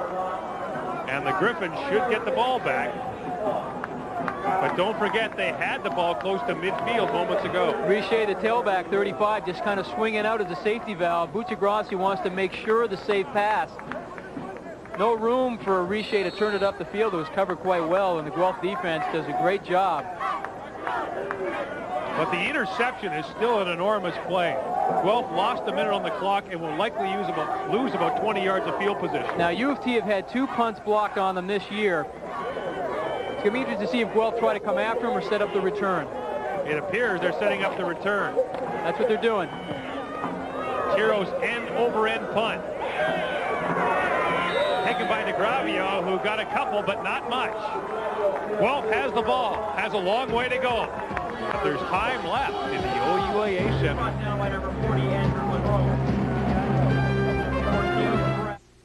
Curlers, with the Hammer Broom, you will never lose a shot to a hair or straw again. Every curler has had a good shot ruined by straw or push broom hair. The hammer eliminates debris and creates increased friction for better results. The hammer's easy to change faceplates suit different ice conditions. The hammer is the cleanest, most effective sweeping device our team has ever used. For the location of a store near you, call 1-800-567-7757. Oh, overtime would work. 2 10-minute halves. If the game is still tied, there would be 2 more 10-minute halves. 66 yards stand between Guelph and the Toronto end zone. They won't have to go that far. You've got to think they'd be more than happy with a field goal at this point. Wally Gabler on first down has time. Over the middle. And unable to squeeze it was Kevin Reed. That pass might have been tipped, but Reed was open. You know, I'm sure Wally Gabler right now is glad to get a second chance. He's looking for Kevin Reed down the field. We can see that Lou Tiro tips the ball at the last moment, changing the direction of the football, and Kevin Reed cannot come down right there. 2nd and 10 from the 44. 10 men on the line. Gabler coming after him. Gabler under pressure, and the pass is incomplete. In fact, Matt Clark almost intercepted it. Danny Walker, he realizes that Guelph have to gain about 35 yards for him to be effective. U of T are coming with the all-out blitz and man coverage. This is a dangerous defense to be playing in this kind of a situation. And Toronto calls timeout as Lou Tiro wants to talk it over on 3rd down. Guelph needs 8 to continue the drive and the season. I'm really kind of surprised what U of T did on 2nd down. Maybe they're trying to catch Toronto off guard. As Danny Walker, you can see, is doing a little bit of meditating in the sidelines, trying to visualize maybe having to kick that tying field goal. It's about 3 degrees at Varsity Stadium right now, and he's sweating.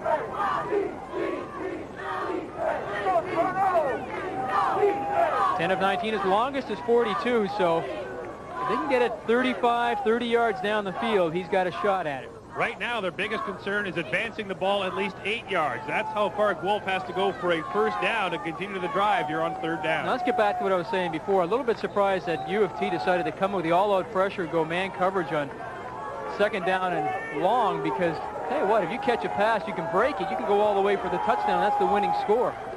You want to make a team like Guelph work for it. 1:10 to play in the 4th quarter. It's 3rd down, 8 yards to go. Wally Gabler has the instructions from the sideline. He's got 8 yards to go to keep the drive alive, to try to get his team at least into field goal range.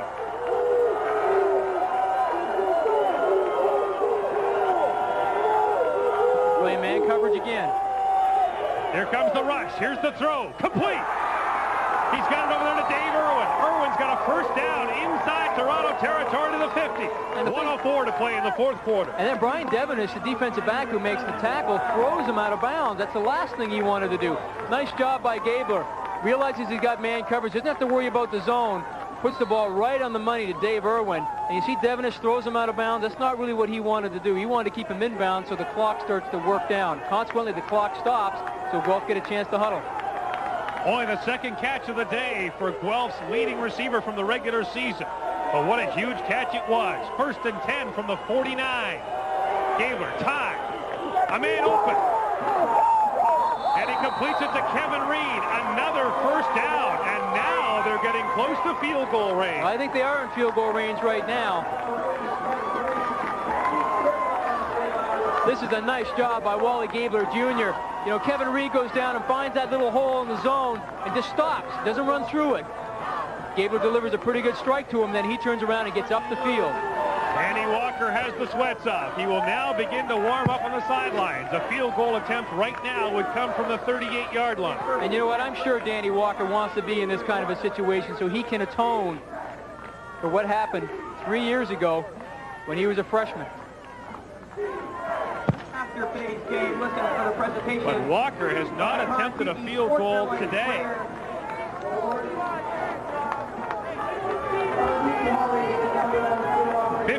6 seconds to play in the fourth quarter. We've had close finishes at Queens, close finishes at Lennoxville, a close finish at Laurier, and now it comes right down to the wire here at Varsity Stadium in Toronto.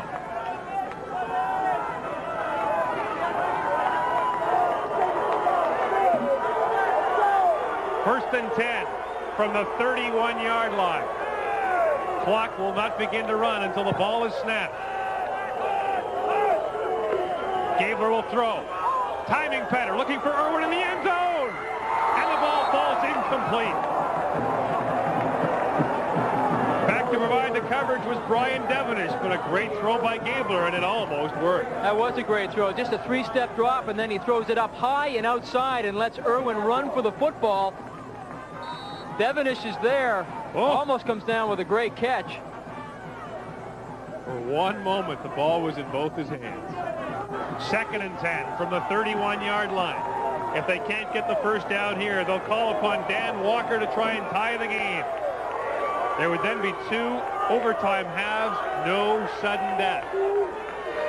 Gabler on second down with time. And a man open, complete down the 16-yard line. He gets it down there to Kevin Reed, who's made another huge catch. And now Dan Walker is a lot closer to what would be the game-tying field goal. And he's hoping all he has to come in and do is kick the convert right now, not the field goal. It's a first down for Guelph. And about the 16.5-yard line, 44 seconds to play. You know, it's been impressive about Guelph as they're poised in this kind of a situation. I mean, Wally Gabler just throws a strike right there. Aggressive throw, not trying to hand it to the receiver when he's down the field. It's a nice job.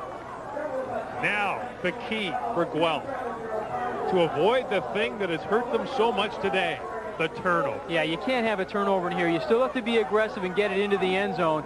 And that's what Dan McNally is talking to his young quarterback. Saying now they're inside of the 15-yard line or inside of the 20-yard line. They're going to be playing man coverage. So let's be aware of that. They're probably going to start to come after us a little bit.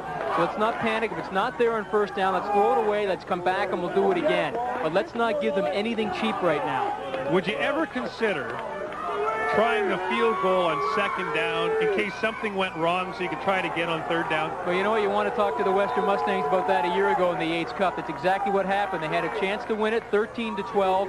They decided to go for it on third down to try the field goal. They bobbled the snap. They had to try and make something out of it. They did not get the first down, and consequently they lost the football game. And everybody after that said, hey, maybe you should have tried to go for it on second down. Here it is, first down from the 16-yard line, 44 seconds to play. Guelph trails by 3. Gabler with time, has a man. He'll try to run it. Gabler hangs on to the football, but he loses 2 yards. They'll spot it at the 19. He had a man wide open at about the 10. Now, I think one thing Gabler wants to do here now is the clock now is not necessarily a big factor for him now. If they're going to score, he wants to make sure there's no time left on that clock so U of T can come back and tie it.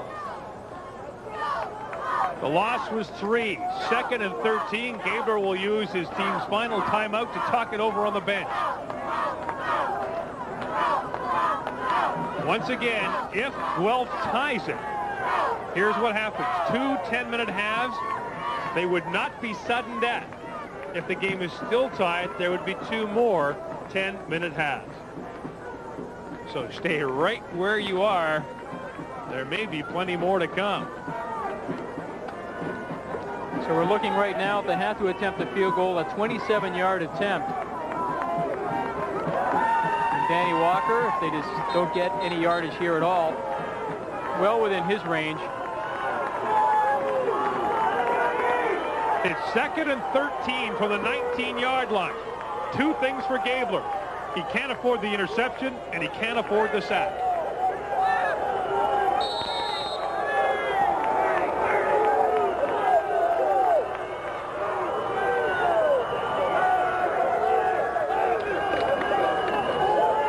Second down, Gabler with time, over the middle, and it's incomplete. He was looking for Kevin Tennick. Tennick had his hands on it for a moment, but couldn't squeeze it. And cue the kicker. Guelph's season will ride on the foot of Dan Walker.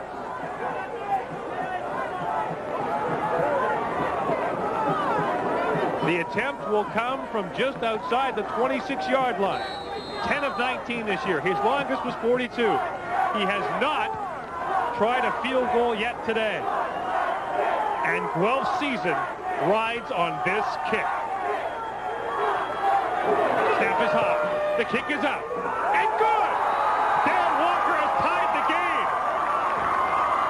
And the young man has atoned for the mistake of 2 years ago. And he's kept his team alive. Well, we saw him earlier visualizing on the sidelines earlier. You know, they say when most kickers kick the football, they usually know it right away. Good one, buddy. Good job. Good job. Whether it's good or not. Nice follow through. I mean, that was right down the middle. So much for keeping your head down. He wanted to see that thing right away, and he couldn't have been happier. Dan Walker paced the sidelines for better than 5 minutes, and so did his coach, Dan McNally. Wow. 27 seconds to play. Coming our way. Let's work it still, eh? Go, baby. Now, the 27 seconds is a lot of time left in this football game. You're talking now that for them to get in field goal range, they need about get 40 yards down the field. Here's Marcus Bolkelman with the carry. Bolkelman gets across the 35 to the 39. 22 seconds now to play in the fourth quarter. We appear headed for overtime. You know, sometimes it's always the case. Last week, a very close game, 15-14 for University of Toronto. Now we're in a 10-10 tie. These two teams are very evenly matched. And Toronto apparently will play for the tie. We'll go to overtime. 2 10-minute halves. No sudden death. This will be the final play in regulation time. Barring, of course, a penalty. Grossi across the middle, complete to Savko, gets away from one man, gets across midfield, gets out of bounds at the 51-yard line, but it won't matter. There are no flags down, and we are going to overtime. Stuart Brindle is the kicker for Toronto. Varsity Blues 10, Guelph Gryphons 10. Dan Walker is the kicker for Guelph. And the seasons of these two football teams may very well rest with one of these two men. So stick around. We're going OT. And the opening kickoff of the first half of overtime is coming up next. Toronto 10, Guelph 10. Somebody's finished tonight.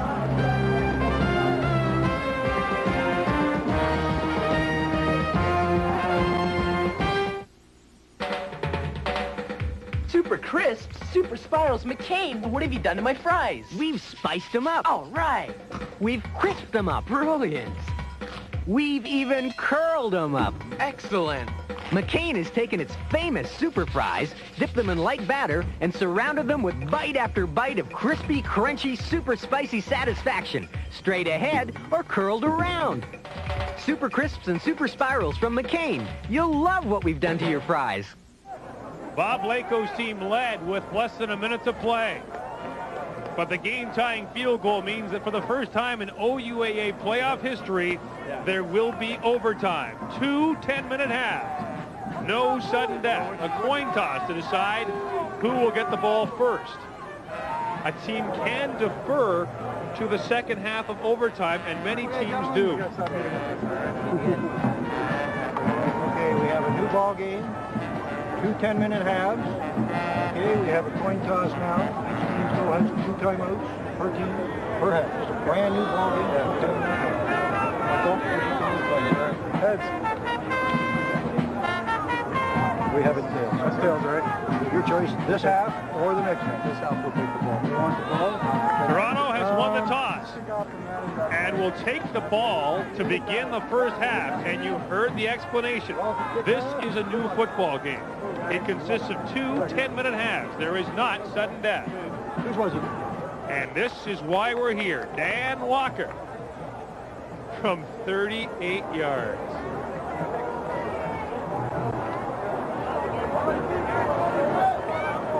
Dan Walker's field goal. And what a moment for this young man. but he may not remember it, depending on what happens over the next 20 minutes of football. A reminder of what has happened already today. Queens defeated McGill. This after the Redmen thought they had scored the game-winning touchdown, only to have it brought back by a penalty. Bishops defeated Ottawa. That game wasn't close, 21-13. Western defeated Laurier, scoring in the final minute to win it 27-24. And here it is overtime. What a weekend in the CIAU.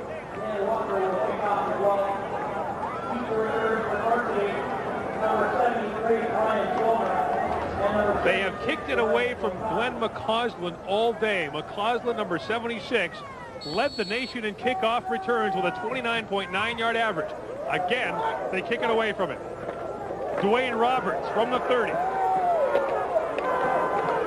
Ran right over a couple of would-be tacklers and fought his way close to the 40, where Eugene Buccigrassi will start. Pass 50, double seam delayed, same thing, look the tape. And it sounds like they're going to come out throwing. Yeah, I think that's what they're going to do. You know, you got to throw caution to the wind here right now and just go after it. Eugene Buccigrassi today, not bad numbers, 11 of 18, 174, one touchdown. I'm sure he'd like a couple of more TDs. But it's going to be up to him. Some people say he may be the best player in the OUAA this year. Has not thrown an interception yet today. First and 10 from the 38. Buccigrassi brings it down. And he's got some room outside. He's got the first down and a little bit more. Oh, did he take a whack at the end of that play? Lining him up was Hugh Tharby, who nailed him. And Buccigrassi is gripping his right hand. Good job by Buccigrassi, not seeing anything, then realizing I've got some room to the left, so he spins out of the pocket, tucks the ball under his arm. He makes his decision in the backfield. And I'm sure Bob Lako winces every time he sees his quarterback get in this kind of a situation where there's all sorts of Guelph Gryphons around him. Buccigrassi went the way for the vast majority of this season. His backup, Lorne Zidman, attempted only 10 passes this season. This is the man they wanted to control. He got the first down. It's first and 10 from the 54. He gives to Marcus Bolkelman. Bolkelman's outside, deep into the Guelph backfield. He's got another first down at the Guelph 45-yard line. Marcus Bolkelman with a gain of 11. And Ray and Aolu, look at all the linebackers up real tight. Bolkelman pops it outside. The last guy that maybe saves the play here is number 22, Rob DeGravio. If he doesn't make that tackle on Bolkelman, he's got about 20 yards in front of him before there's another Guelph defender. And there is an injured Guelph Gryphon on the play. He is receiving attention near midfield. 8:58 to play here in the first half of overtime. 2 10-minute halves. We do not play sudden death. Hugh Tharby is the injured Guelph Gryphon. Everybody's got to be feeling bumps and bruises right now. The winner of this football game will play Western for the Yates Cup. Who will it be? We're in overtime, not far away from the answer.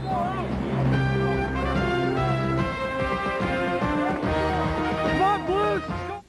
These are my uncles, Uncle Bill and Uncle Richard. They wear suits a lot, but they're still cool. I mean, they look cool. Uncle Bill bought his suit at Jack Fraser for under $200.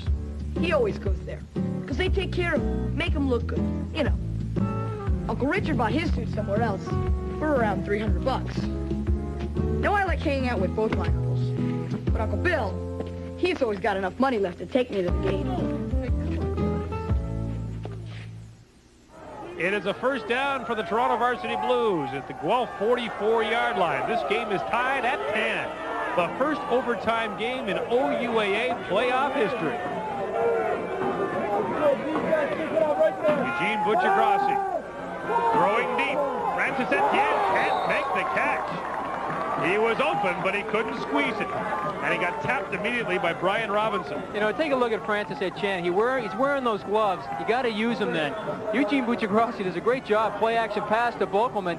He tries to catch it in his chest, into his body. Extend your hands and try and catch it in your hands. Get into the dominant position and go after the ball at its furthest point from you. Etienne has 3 catches today, had just 6 all season long. 2nd and 10 from the 44. 8:13 to play in the first half of overtime. Draw play to Marcus Bolkelman. Bolkelman gets through the defensive line and has a first down.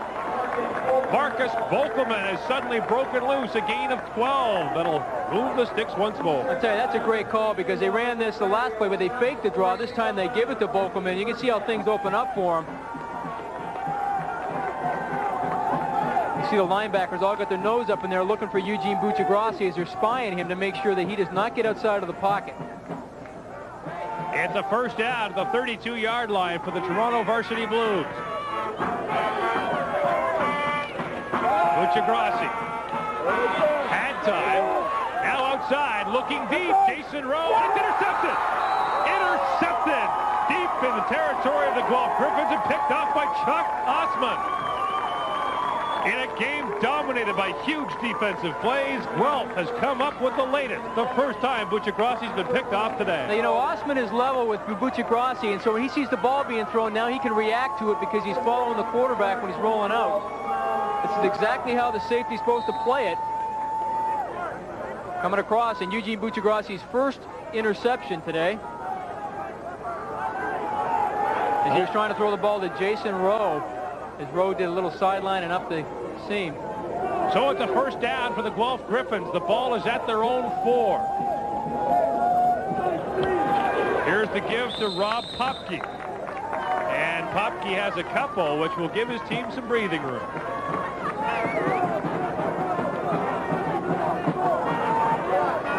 Wally Gabler, 12 of 24 for 182 yards. No touchdown so far, but 1 interception. And what a drive he put together in the last minute of play. His dad was a great CFL quarterback. And now Wally Gabler Jr. tries to lead his team to the Yates Cup. What an upset this would be. The game was 4. It's 2nd and 6. Gabler to throw from his own end zone. Had a man for a moment, but Hugh Drennan couldn't squeeze it. And Gabler will remain in the game to punt. He had one blocked earlier today. You know, I'm surprised. If you look at Kevin Reed, he goes down there and he hooks and turns around. Actually, you can't see him. He's inside. That man's covered right there. Hugh Drennan is covered, and the Kevin Reed comes open into the curl area. And I'm surprised that he's gone away from that because those are the 2 big passes that he threw in the closing drive of the 4th quarter. They got them down in the field goal range. Interesting here, Gabler has moved up to avoid kicking from that high jump pit, which is in the end zone. He's only set about 11 yards back. Here come the rush. Gabler gets it away. It'll be taken at the 45-yard line by Brian Zomer. Zomer let it bounce around, and finally falling on it was Dwayne Roberts. Check that, Matt Clark. So Matt Clark falls on it. The OUAA semifinals. We're in overtime. Earlier today, Western scored in the final moments to beat the defending national champions from Laurier 34-31. So next week, it will be either Toronto or Guelph taking on Western. And we're deciding who right now. 5:50 to play in the first half of overtime. 1st and 10 from the 45-yard line. Buccigrassi punts, throws deep, has a man, and it bounces off the back of the defender, Heron Tate. John Nardi was the intended receiver. He has not caught a pass yet today that actually hit Heron Tate in the back. Well, actually, Heron Tate bid on the out, and then he has to try and recover and get back into it. He looks back at the last moment, so the referee's not going to call any kind of face guarding or interference. But if Eugene Buccigrassi could have thrown it just a little bit further down the field, he might have had 6 points. So good recovery by Heron Tate. You don't see that often, do you? 2nd and 10, rather, from the 45. Buccigrassi has a man over the middle, completes it to Murray Sopko, who got whacked at the end. The safety man, Robert DeGravio, came up to make the hit, and they'll be close to the first down. Now again, see the linebackers are up looking inside, and they're going to try and take Sopko coming across the middle. DeGravio puts a pretty good hit onto Sopko, but I think they're going to be just a couple of inches short of the first down. Yeah, it looks like it. Yeah, they're about 6 inches short. Make it a foot. Now what? Oh, I think he's going to go for it here. Back up! Go, here we go! Let's go, line, come on, boy! Give us the yard now! Give us the yard! Third and less than a yard. It'll be up to the big guys to get the surge and keep the drive alive. Now, it's just kind of a situation we saw earlier when they tried to go third down, that Vintagetvmemories went on the first sound. You don't want to do this. You want to have a long count so they can get their offensive linemen to get down in their stance. It's 3rd and inches. Remember, Toronto fumbled the ball once on first down at the 1, but this time Vintagetvmemories hangs on to the football and has the first down to keep it going. Now 4.5 minutes to play in the first half of overtime. Do we have a halftime show lined up for overtime? There is no half. They just switch ends and they start all over again. Might have to hire a marching band in a hurry. Just look in the yellow pages. Now hold on, we got the Lady Godiva marching band over here from U of T, so great. Maybe they can play a quick one.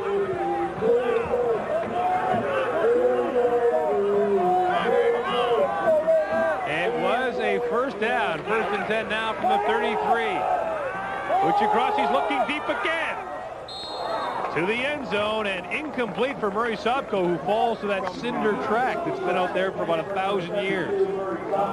Well, maybe not that long. And you have to give full credit to that Guelph secondary. They've done a great job in covering the U of T receivers this afternoon, not giving up any big plays like the big long ones. You know what happened in that very corner 39 years ago? You're going to tell me, though, aren't you? Jackie Parker's run. 38 years ago. That's right. You were here to see it, weren't you? My daddy was too young to come to that game. Reverse. Here we go. And it's open.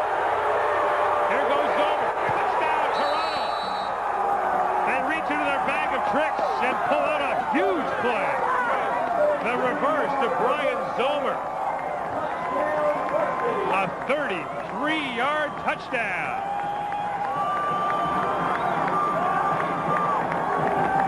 Again, it looks like they're running option this way, and then they pitch it out, but they don't pitch it out to Volkoman, the pitch man. They pitch it out to Zomer, the wide receiver, coming across from the right side. All sorts of room to run. Didn't really need very many blocks at all. They know it's there once he's got the ball. They can see everybody in Guelph was going inside. Giulio Giordani, the defensive coordinator, comes over and says, yeah, it worked pretty well. With the guts of a burglar, Toronto takes the lead in overtime. And now the convert. Bad snap. But it's good. Whoa. Stuart Brickles had some adventures today, but he punches the convert through.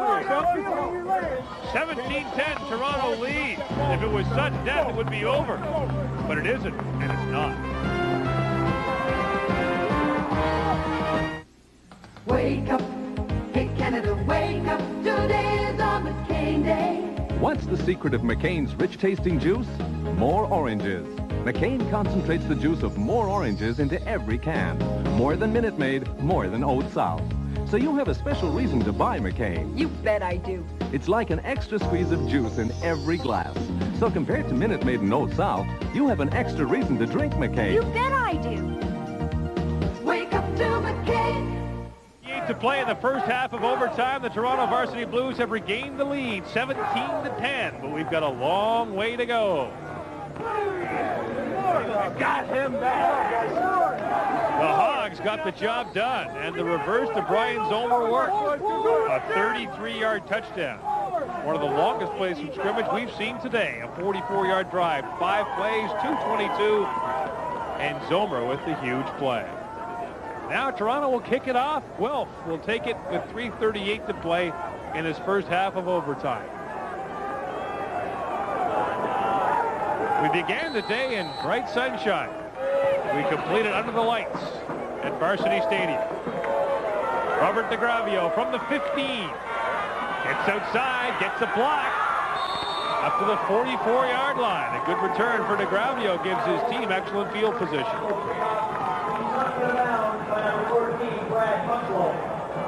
Check that. That wasn't 22. It was 27. Kyle Walters.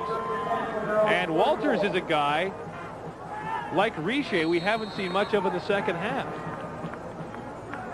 Well, he's back in there now, so it looks like, well, want to try and run the football a little bit here now. Take some of the pressure off of Wally Gabler. Clock is running at 3:19 to play in the first half of overtime.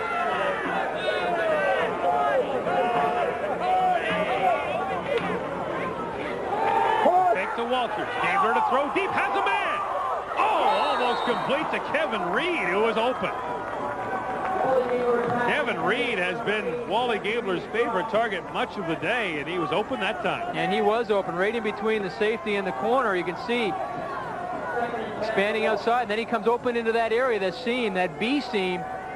Throws the ball. Now it looks like he short arms it here a little bit, and he didn't have to. He could have taken that right on the fly. Those are the kind of plays that come back to haunt you if you don't win these kind of football games. You always think, what if? In overtime, Toronto has 74 yards. Guelph. Want some coffee with those donuts? 2:49 to play in the first half of overtime. Gabler again rolls outside. Can't find anyone open. Waits. Now sidearms it. Reed couldn't make the tackle. And he had a man right on. Reed couldn't make the catch as he was about to get whacked by a couple of linebackers. Well, like Weber rolling out. Actually, pretty good job of coverage downfield. Now, he didn't see anybody, so at the last moment, he tries to just kind of sling it sidearm to Kevin Reed. There could have been actually a face mask call there on Derek Barber, number 42, the linebacker who was covering Kevin Reed. Barber was standing right there to make the tackle. And it likely would have been short of a first down at any rate. Gabler now to punt.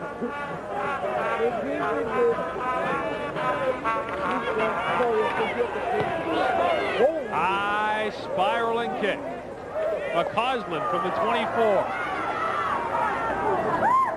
And nothing doing. Good special teams coverage by the Guelph Gryphons, but they trail this game by 7.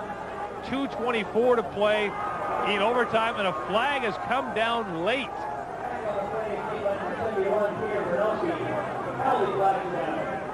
And we'll see what the call is here, but it'll drastically change field position. Looks to be against Toronto. I think it was against McCausland. Unsportsmanlike conduct, Toronto, number 76. It was against McCausland, and the result will be much poorer field position. The Varsity Blues will now begin 1st and 10 from their own 14. And here it is. McCausland spiked the ball. Well, I think the reason the referee had his hands out for McCausland to give him the ball, and then McCausland turns around and spikes it. So the official decided to throw the flag.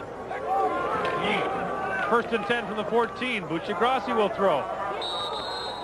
One hops a pass as he was looking over there, intended for Brian Zomer.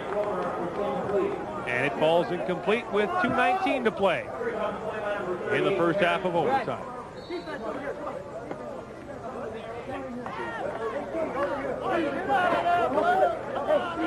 And this defensive unit, which is now convening for a meeting, may soon be back on the field. Here's Robin Rushton, the linebacker coach. 2nd and 10 from the 14-yard line. Toronto leads 17-10. All kinds of time for Buccigrassi. Now he's getting chased down. Dangerously close to his end zone. Gets away from O'Shea. Now at the last second throws it. There's no flag down, but that could have been intentional grounding. They're going to have to start calling Buccigrassi Houdini here. He's getting out of more jams than you can shake a stick at it. This guy is incredible. Kind of shades of Chris Flynn a couple of years ago.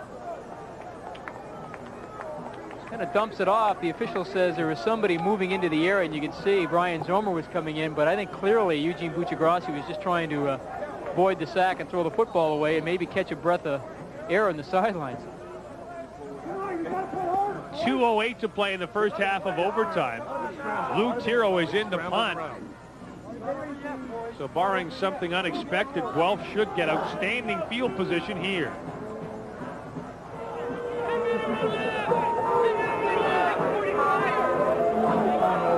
Tiro from his own goal line. Guelph setting up the return. It's a short punt. And I think they're going to mark this inside the 20. No, they stop at the 23-yard line. Well, that's one thing Lou Tiro did not want to have happen. He did not want to get off the bad kick at this point in the football game. And, you know, he didn't even make any attempt to try and run down and cover the ball. I mean, he knew right away that it was out of bounds, and he just kind of stood there and shook his head. An 8-yard punt by Lou Tiro, and he knew it right away. Yeah, he wants to kick it to the short side of the field because Guelph were trying to set up the return on the wide side. But he didn't want it to go out of bounds that. 1:57 to play in the first half of overtime. 1st and 10, Guelph from the 22. What a break that was for the Gryphons. Kyle Walters breaks loose. Gets about 7 down to the 15. Well, once again, this is not sudden death. We've got a long way to go, so even the field goal will help Guelph here. This is a very slow developing counter. You can see they bring the backside guard and tackle, and they kick out, and then Walters cuts it up inside.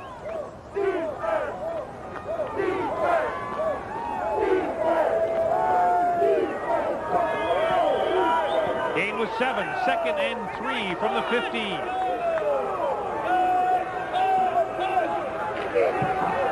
Here's Gabler with time to the goal line, and there was contact before the ball got there. Hugh Drennan was the intended receiver, and back on the coverage was Dean Turner, the OUAA All-Star, who will likely be flagged for interference as he mistimed the hit. And here's the call. Pass interference, Toronto, number 10, first down. I'd like to get Wally Gabler outside, and he throws it downfield to Hugh Drennan. But Drennan clearly hit by Dean Turner before the ball arrived. Right there, you can see the old head snap. No doubt about that, and the result is a first down at the 4. First and goal from the 4 with 1:22 to play in the first half of overtime. Kyle Walters is the lone man in the backfield. Option, here comes Walters. He's got room. Oh, what a play by Tiro. The ball came loose, but they'll call it down. What a play by Lou Tiro, jumping up from his linebacker position to bring down Kyle Walters, who appeared to have room to get to the end zone. Yeah, it looked like he had all sorts of room to run right to the corner of the end zone, but he wanted to cut it up, and Lou Tiro made a great defensive play. Pitch is pretty good, but this is where I think you got to get that straight arm, and wow, I mean, he just engulfs him and wraps him right up and stops any kind of forward momentum that Walters has. Was he down? Yes. Thank you. 2nd and goal from the 2 after a gain of 2. Walters again, up and over. Touchdown! We're back to even. We've played 71 minutes and 9 seconds, and the teams are tied. And there's a lot more to come. Kyle Walters up and over for the touchdown. He had only 1 in the regular season. Look at how many people are on the ground, and then Lou Tiro is right there trying to meet him in the air, but he just misses him. Kyle Walters goes high over the top. Lou Tiro gets a piece, but not enough. He gets into the end zone. Well, the short punt by Lou Tiro, the interference call, and then this. The convert is good. Kyle Walters has the score, and we've got a tie game with 51 seconds to play in the first half of overtime. You won't want to go anywhere because you might miss something great. We're tied at 17.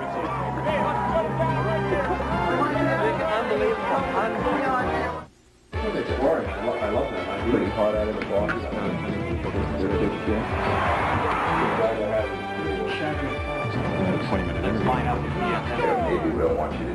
Within these walls, the issues unfold. All sides exposed. The heart of the matter examined. The real story told.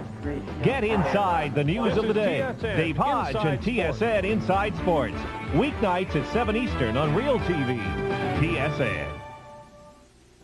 The latest turning point, an 8-yard punt by Lou Tiro. Yeah, Lou Tiro wants to kick it downfield, short to the right so they can't set up the return, but you can see he just kind of bends his head down, goes off the side of his foot, and only results in an 8-yard punt. Murray Sobko took the kickoff out of bounds. Again, they kick it short, and Toronto gets it first down at the 35. They have not kicked the ball deep yet today, and I know McCausland is dangerous, but it's almost a situation where you commit suicide to prevent yourself from getting killed. They give up 20 yards every time.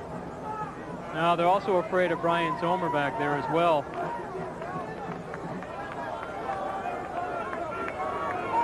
Nine successive incompletions. That's not what he had in mind. Now 1st and 10. Fumble. Buccigrassi got it back. Broken play. He's got trouble. Real trouble. Here they come. He fought his way back to the original line of scrimmage, but that play wasn't going anywhere. And it really is incredible that he could even get back to the initial line of scrimmage when those kind of situations happen. You know, again, he's got to work with the center, Joe Tassoni. They're just having some problems. They got to work on that in the sidelines. But you can see the kind of moves and athletic ability that Eugene Buccigrassi possesses. Clock is running now, 30 seconds to play in the first half of overtime. Toronto took the ball to open this overtime. Guelph will get it to open the second half of overtime. The winner will play Western next week at Skydome for the OUAA championship. Buccigrassi with the fake. The throw to Sobko, complete. Sobko will have the first down and more. Ooh, clothesline there. As jumping up to make the stop was Heron Tate. Kind of head tackled Sobko. Well, Eugene Buccigrassi just throwing it outside here. Not too much time left to go in this first half of overtime. Sobko just gets taken down. No time left. This will be the last play of this first overtime period. Barring a penalty, first half or any half could not end on a defensive penalty. So it's at the 49. No time on the clock in the first half of overtime. Buccigrassi over the middle, completes it there, but this will just be stats. Brian Zomer makes the catch, but the first half of overtime has come to an end. And it's still tied. 17-all. Another 10-minute overtime to come. And then, who knows what? Stick around.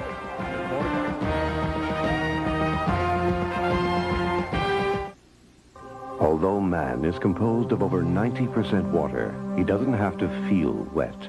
For effective, long-lasting protection against wetness and odor, use Arid Extra Dry Antiperspirant for Men. Dryness designed for men. Go.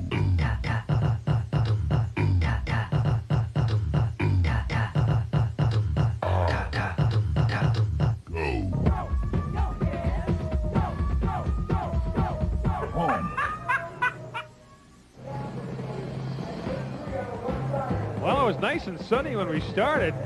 It's now dusk in Toronto. And getting colder. 70 minutes of football have decided nothing. We're tied at 17. It's been close everywhere. In Kingston, the McGill Redmen thought they had the game-winning touchdown. It was brought back by a penalty. Queens wins 24-21.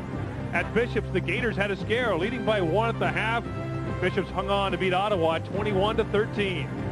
Next week, it's the OQ championship game. Queens at Bishops as number 5 meets number 2. And you'll be hard-pressed to find two schools that dislike each other more than these two. Earlier this year, Bishops beat Queens, and the Golden Gales comment was, "We'll see you at the cornfield," that infamous field next to the stadium at Bishops. So to open the second half of overtime, Guelph gets not only the football, but the win. Heron Tate with the kickoff return got not much, tripped up short of the 25-yard line. You can work it in overtime where you can get the ball and the win, but you have to lose the toss to do it. It gets tricky. That's a good strategy there. I'll have to think of that one. So Guelph has it back. A 10-minute overtime half. 1st and 10 from the 25. This is the first overtime game in OUAA playoff history. And what a game this has been. Seems like they started playing a week ago.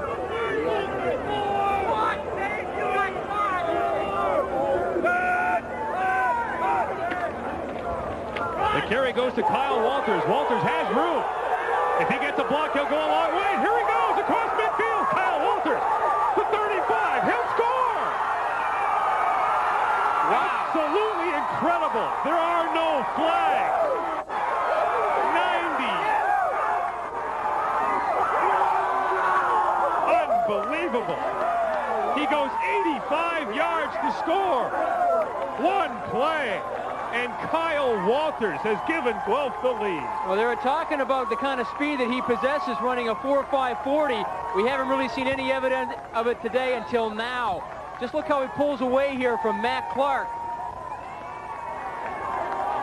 And no one's going to catch him there now. You see Bob Mooney coming into the picture, but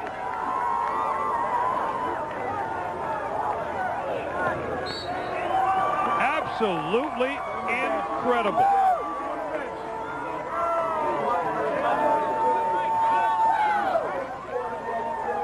You can see a few happy people on the Guelph bench as he goes into the end zone. 40 seconds into the second overtime half, and Guelph leads 24-17. Until then, Guelph's longest play from scrimmage this season had been 54 yards. That play covered 85. At a Central Elgin High School. Coached by a couple of people I know. Bill Lindsay used to be an offensive guard at Western, and also Bill Emery used to be the offensive line coach at Western. You are the king. Good work, baby. You are the king. He could probably be elected mayor of Guelph tomorrow. Again, Guelph kicks it off short. Zomer jumps up to get it, falls at the 26. Now that time it worked. But only because Zomer fell. We've seen it all, haven't we? There's lots more to come, though. 9:17 to play. Here's the kind of drive you got to love. If you're Guelph, one play, 85 yards. Kyle Walters does it all.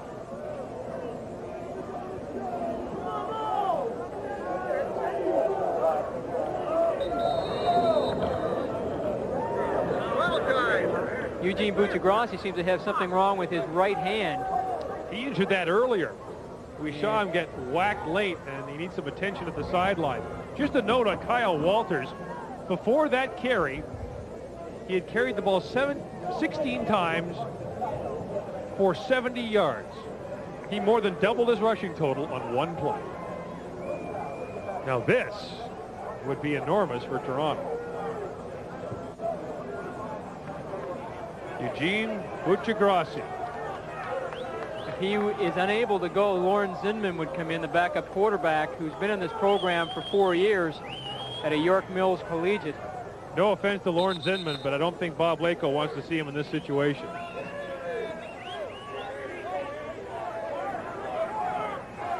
It looks like it'll be Lauren Zinman. Here he comes. Lauren Zinman checks into the football game. Buccigrossi is unable to continue for now. Now, the other thing that Guelph have to worry about right now is their defense cannot start to think, hey, this game is won because of a new quarterback being in there. I mean, his style is entirely different than Eugene Buccigrossi's. They're still going to have to play fairly intense. Lauren Zinman was 5 of 10 for 64 yards in very limited action this season. The handoff goes to Marcus Bolkelman, who bumps outside. Aaron Tate hit him, but Bolkelman stayed on his feet and is finally brought down. Fumble! It's picked up by Guelph. Darrell Boyd has the football, and Guelph has it at the 16-yard line. What appeared to be great second effort by Bolkelman turned out to be a second chance for Guelph to get it.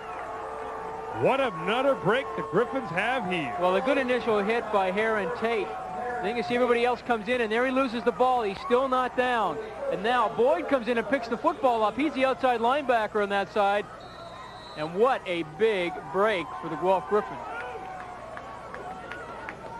Good hit by Tate to turn him back inside. First and 10, Guelph from the Toronto 17-yard line. 8:35 to play in the second half of overtime. Wally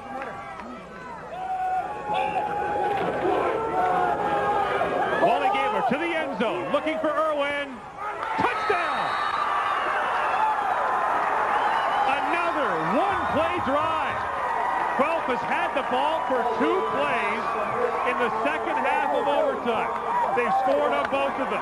That time, Darrell Boyd recovered the fumble and set up the touchdown, which has given Guelph a 13-point lead with a convert to come. And this is just a great pass by Wally Gabler Jr. He throws it up real high. You can see the kind of arc that he has, a lot of air underneath it. And Brian Devenish misplays it. And Dave Irwin comes down with a great catch. Only his 3rd catch of the football game for the OUAA All-Star. Tied for 8th in the nation with 461 yards receiving. And right now, he'll take that one catch over every other one of them. It's a 14-point Guelph lead.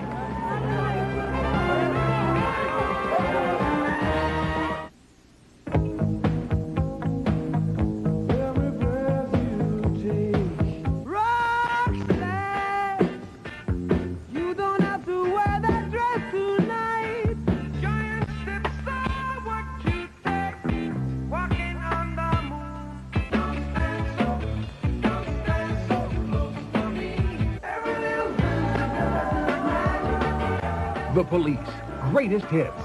In stores now.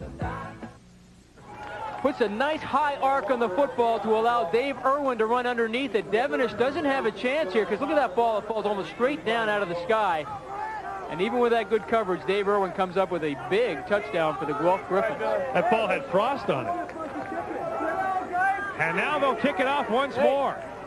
8:21 to play in overtime. We've got a long way to go, folks. Again, they kick it off short. Brian Zomer has it from the 27. Zomer looking for a seam, gets up across the 45 to the 46-yard line. Well, they've had the ball twice in the second half of overtime, and check out these scoring drives. Both have been one play. That time, of course, it was set up by the Darrell Boyd fumble recovery. 14 seconds, Dave Irwin hauls in the 17-yard touchdown pass from Wally Gabler. And Eugene Buccigrossi is going back into the football game. And apparently he was suffering from a cramp. It is chilly, I can tell you that, folks. Now 8 minutes to play in the second half of overtime. Toronto needs 2 touchdowns just to tie it. Buccigrossi under pressure, throws over the middle and incomplete. He was looking there for Murray Sobko, who was open for a moment, but again, the safety, Robert DeGravio, came up to make the hit. And you look at what Guelph is doing in their secondary now. They're dropping all sorts of people off, knowing that U of T have to score 2 touchdowns in order to tie this game up. Looking down the sidelines of Sobko, but Rob DeGravio. Who's to quit, baby? How's the pain? Hey, Belleville. How you doing, Belleville? That's for you, baby. At Amora High School in Belleville. Hey, baby, we're going to the dome. Going to the dome.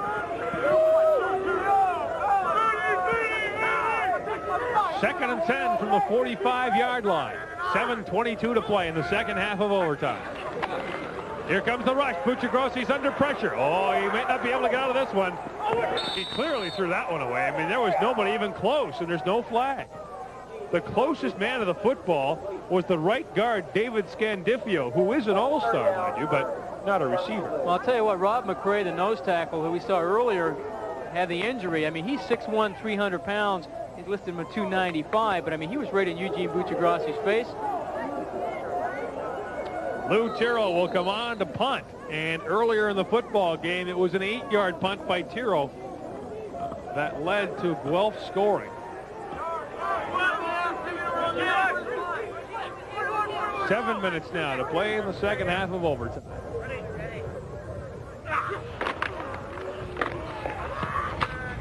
Gryphons set up the return. Here's DeGravio from the 37. The ball comes loose. And we'll see who has it. I think Toronto's got the ball.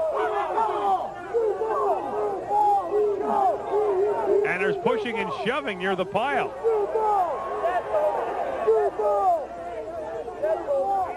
Well, this will be key. That ball may have changed hands 3 or 4 times down there before they've got it sorted out.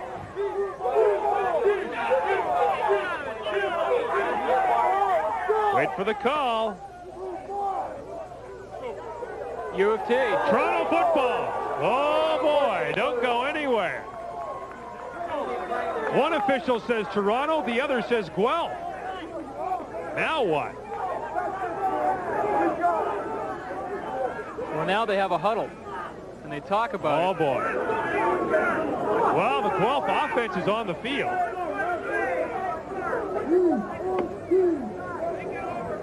One referee signaled Toronto ball, the other signaled Guelph, and now what? Jump ball? Unnecessary roughness, Toronto, number 44, first down. 0 is called for unnecessary roughness. They've given the ball to Guelph on the turnover. And now they've got it first down at the 47-yard line. Let's have a look. DeGravio loses it. Oh, just bounced away from one man, and I suppose diving in to get it was Ray Ayoglu. First and 10 from the 47. And finding lots of room to run is Rob Popke. And Popke has a first down. Well, you can certainly see a difference now in that Guelph offense in terms of getting off the football now. This is a confident football team with a 2-touchdown lead.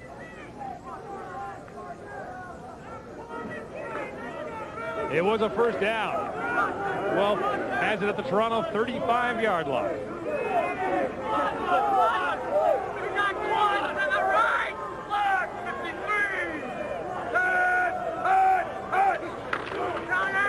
Popke.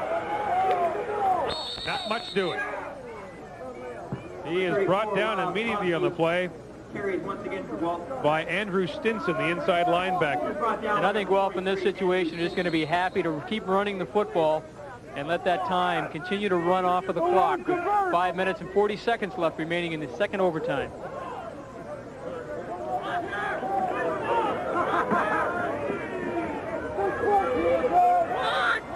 Game was won. It is 2nd and 9.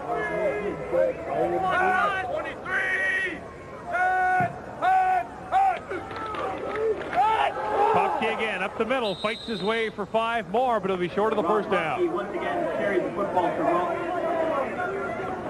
And here comes a field goal attempt by Dan Walker. This will come from about the 32-yard line. And Dan Walker is the reason we are in overtime. Actually, the 35. It was Walker's kick with time running down in regulation that evened the game and sent it to overtime. Since then, it's really been all Guelph.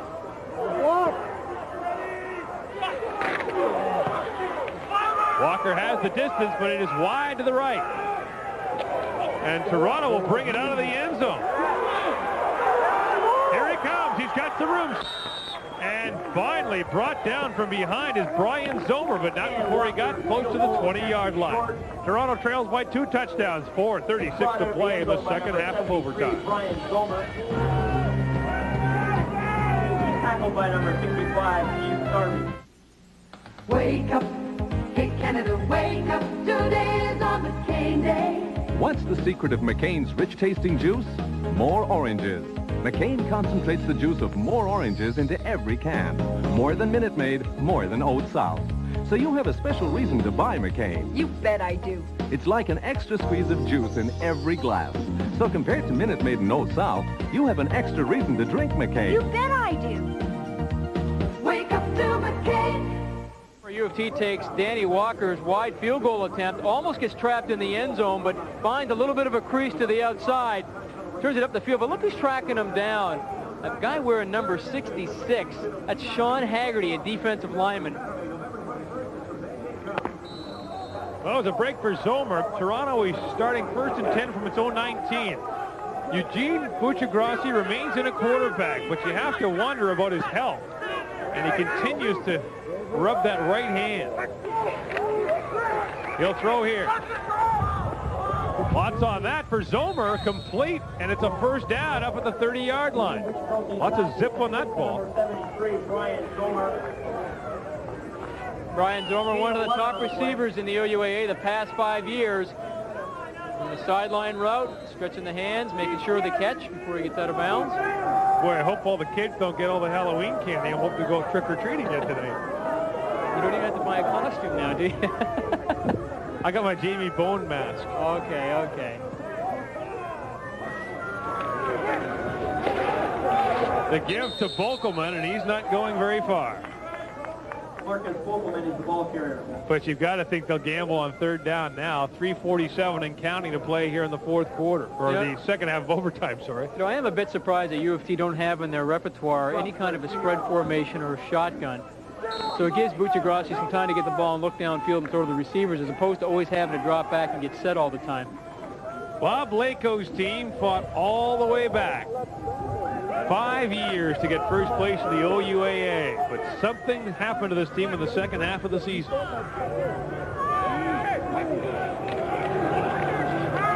Long way to go here. Buccigrassi across the middle. Francis Etienne makes the catch. First down, Toronto. That is one guy that's not giving up, and that's Buccigrassi. He continues to stand in there and fire strikes over the middle. In play action pass to Bokelman.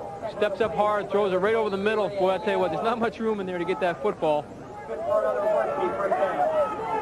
Francis Etienne comes down with an important catch. But time is now the problem for Toronto. 3 minutes and counting to play in the second half of overtime, and Toronto trails by a pair of touchdowns.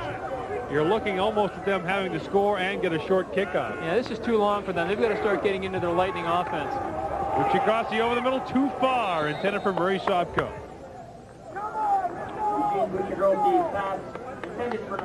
This just in.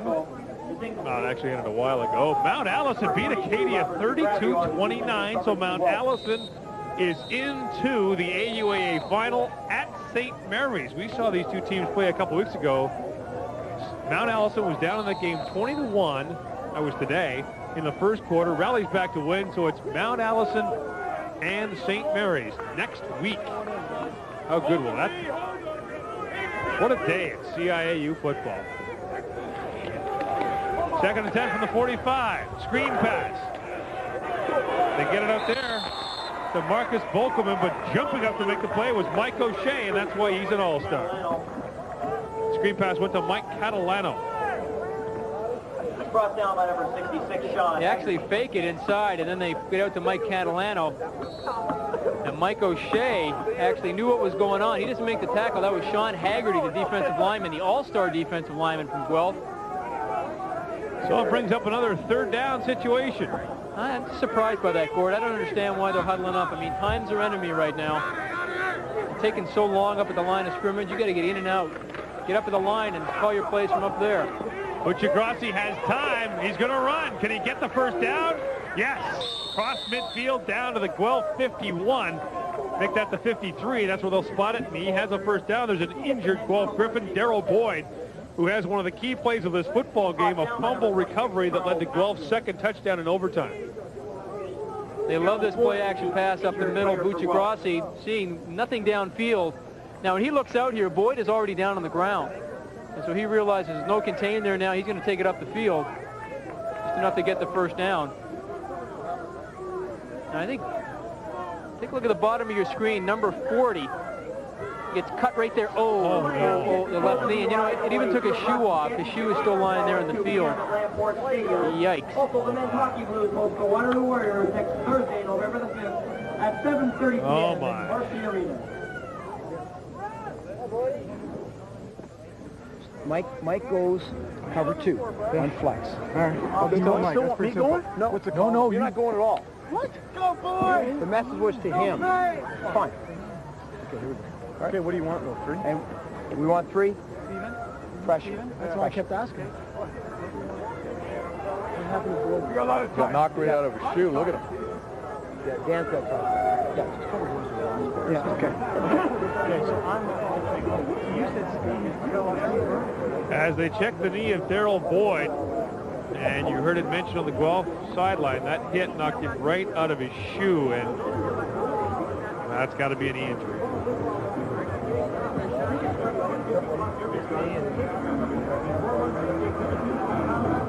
The knee brothers.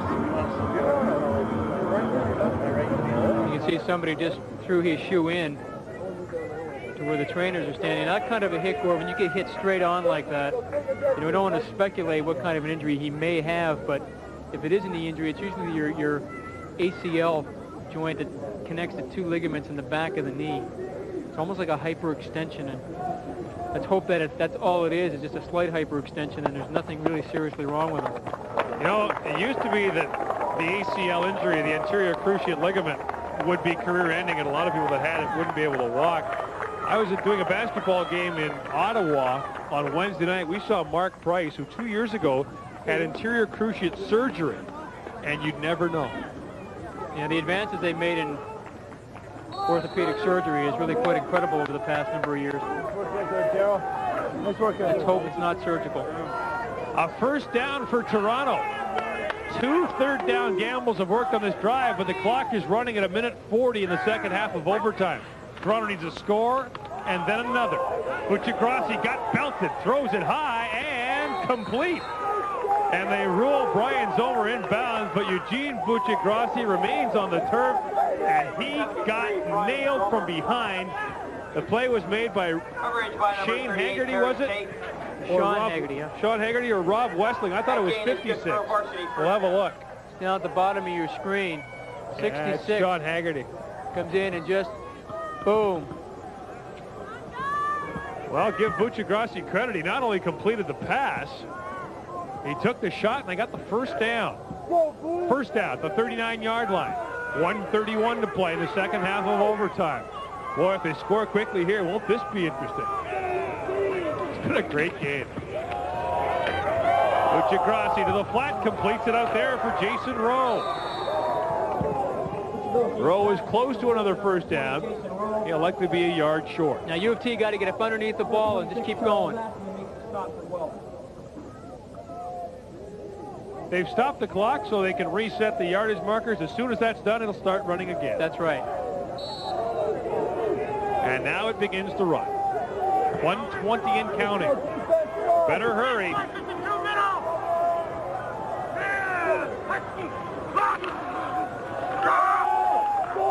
Buccigrassi fooled them with the draw, but not for long. Now he dumps it out and completes it over there to the fullback, Mike Catalano. Catalano will be very close to the first down. He should have it. 1:04 to play. And I would imagine this is a first down. He had to get a yard across the 30-yard line. He appears to have done that, but they'll have a look just to make sure. But they really haven't managed the clock very well, Jamie. No, they haven't. You know, they should have been up in that hurry-up offense a little bit earlier. They're taking too much time at the line of scrimmage now that they are in the hurry-up. Yeah, they've got the first down. You see, now right now, see U of T's in the huddle. They got to get out of the huddle, get over the ball, and call the play right now because the clock is going to start as soon as they get those yardsticks set. This is a colossal waste of time. Now I can see at the bench they're telling them, get up over the ball.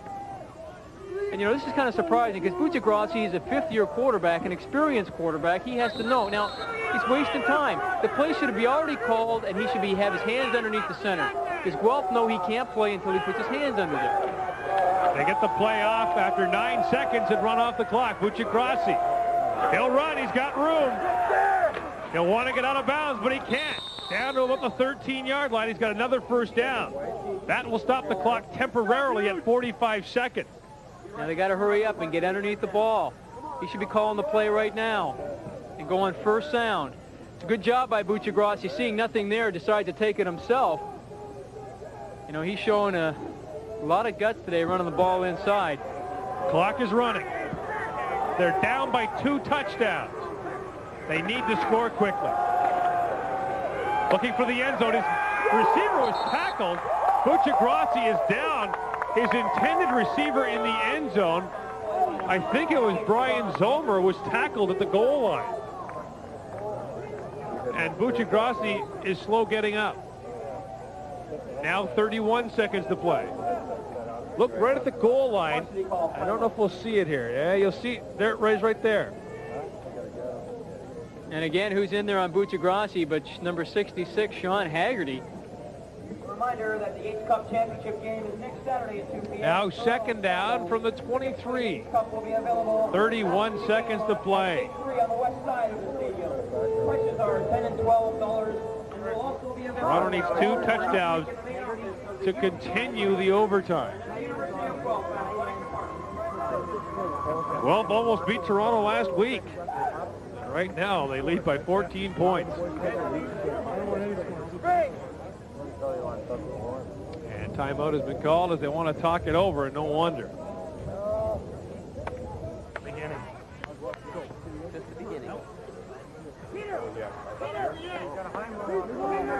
Well, Guelph won't have far to go for playoff games. The Yates Cup is next week at Sky Dome. That's, what, an hour away? And you know, a lot of controversy about that. Here's Guelph and Western, teams that are in southwestern Ontario playing in the Yates Cup. You know, a lot of people felt that it might penalize their fans because the way it works out now, Western should have had a home game. Buccigrassi almost intercepted. Rayhan Ayolu. Come on. Broken up on the play by number Ayolu. Ray and Ayolu. A-G-A-O-G-L-U. Try it at home. The new home game.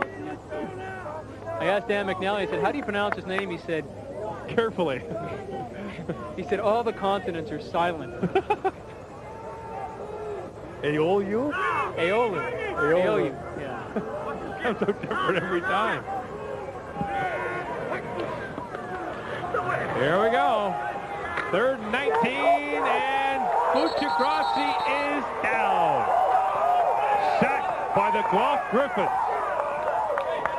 who will win this game and compete in the Yates Cup game next week at Sky Dome. What a defensive effort. Mike O'Shea and the rest of this Guelph defense deserve all the credit in the world. And it's only fitting for the Guelph defense to finish it off here, the kind of game that they have played. Well, you talk about a guy who's brought his team a long way, Dan McNally. Former offensive coordinator at Acadia University before becoming the head coach at Guelph. He was on the staff of the Acadia team that won the Vanier Cup back in 1981. Gryphons, baby!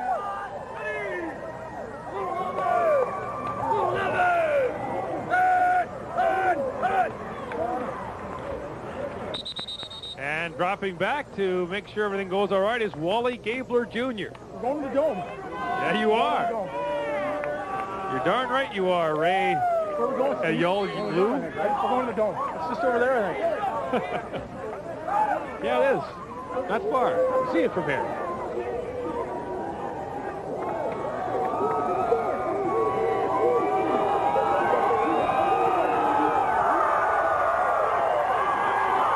Final play of the game.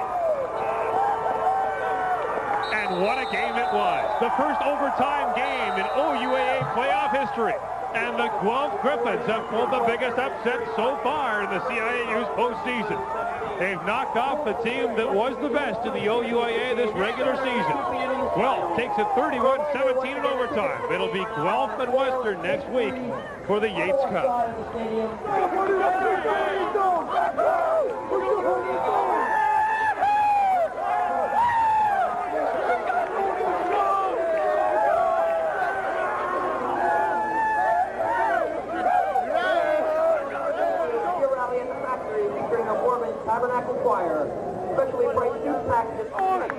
They almost beat them last week. They did it when it counted. Woo! Hi, Mom. Hi, Dad. I love you. In overtime, it is Guelph over Toronto. Back with more from Varsity Stadium when we return.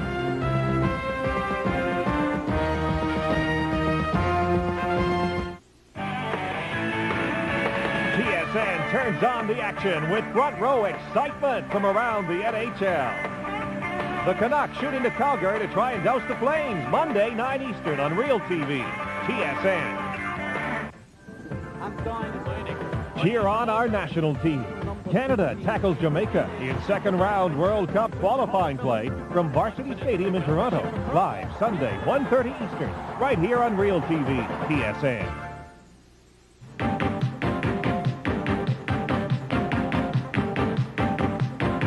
Time now for the TSN Turning Point, brought to you tonight by Apple Auto Glass. So the score tied 17-0 at the end of the first overtime half. And the first play in the second half, Wally Gabler hands the ball off to Kyle Walters, who finds the seam, takes it up the field, turns it on with that 4.5 speed, and he goes 85 yards for the winning touchdown. A cash donation will be made to the Coaching Association of Canada for the training and development of Canadian coaches in amateur sport on behalf of TSN and Apple Auto Glass. Apple Auto Glass saves you money on stone chip windshield repair. Final score, it is Guelph 31, Toronto 17. We'll talk to our player of the game when we come back.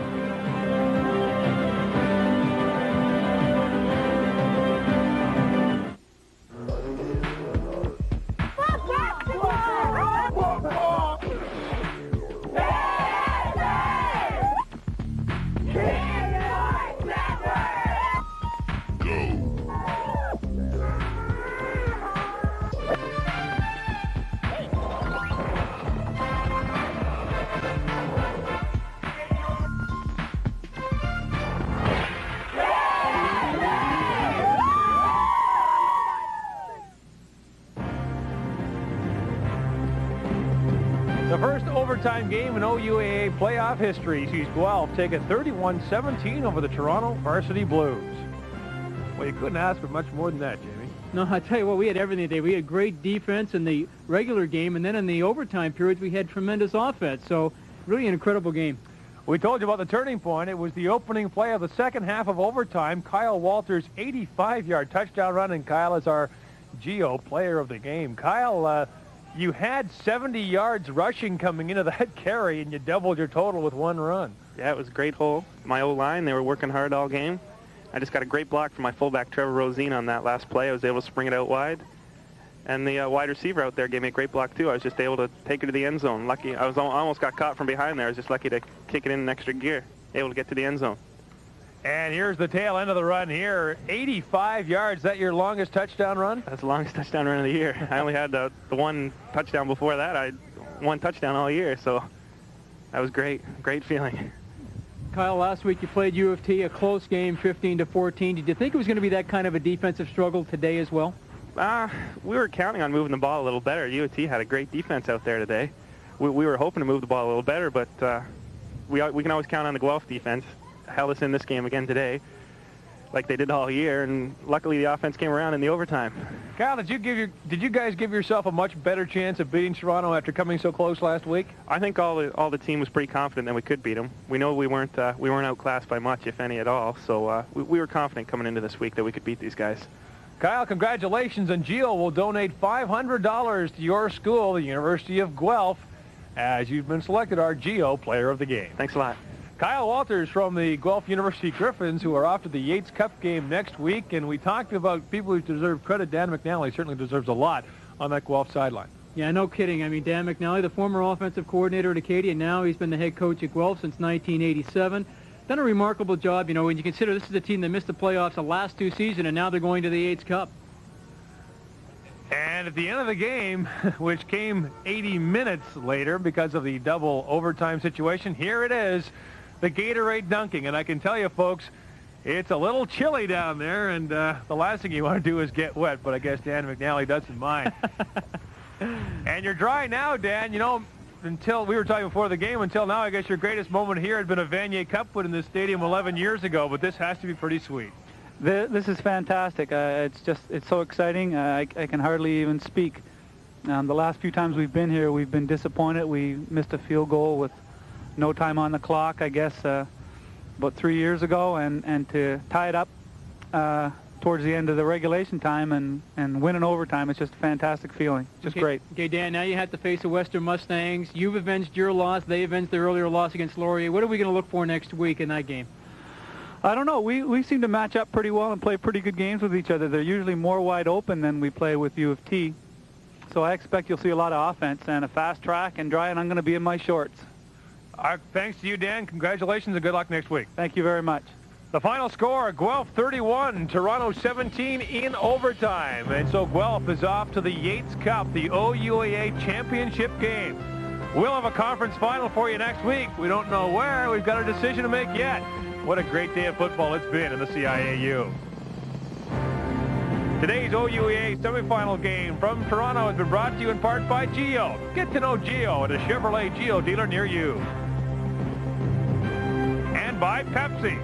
Gotta have it.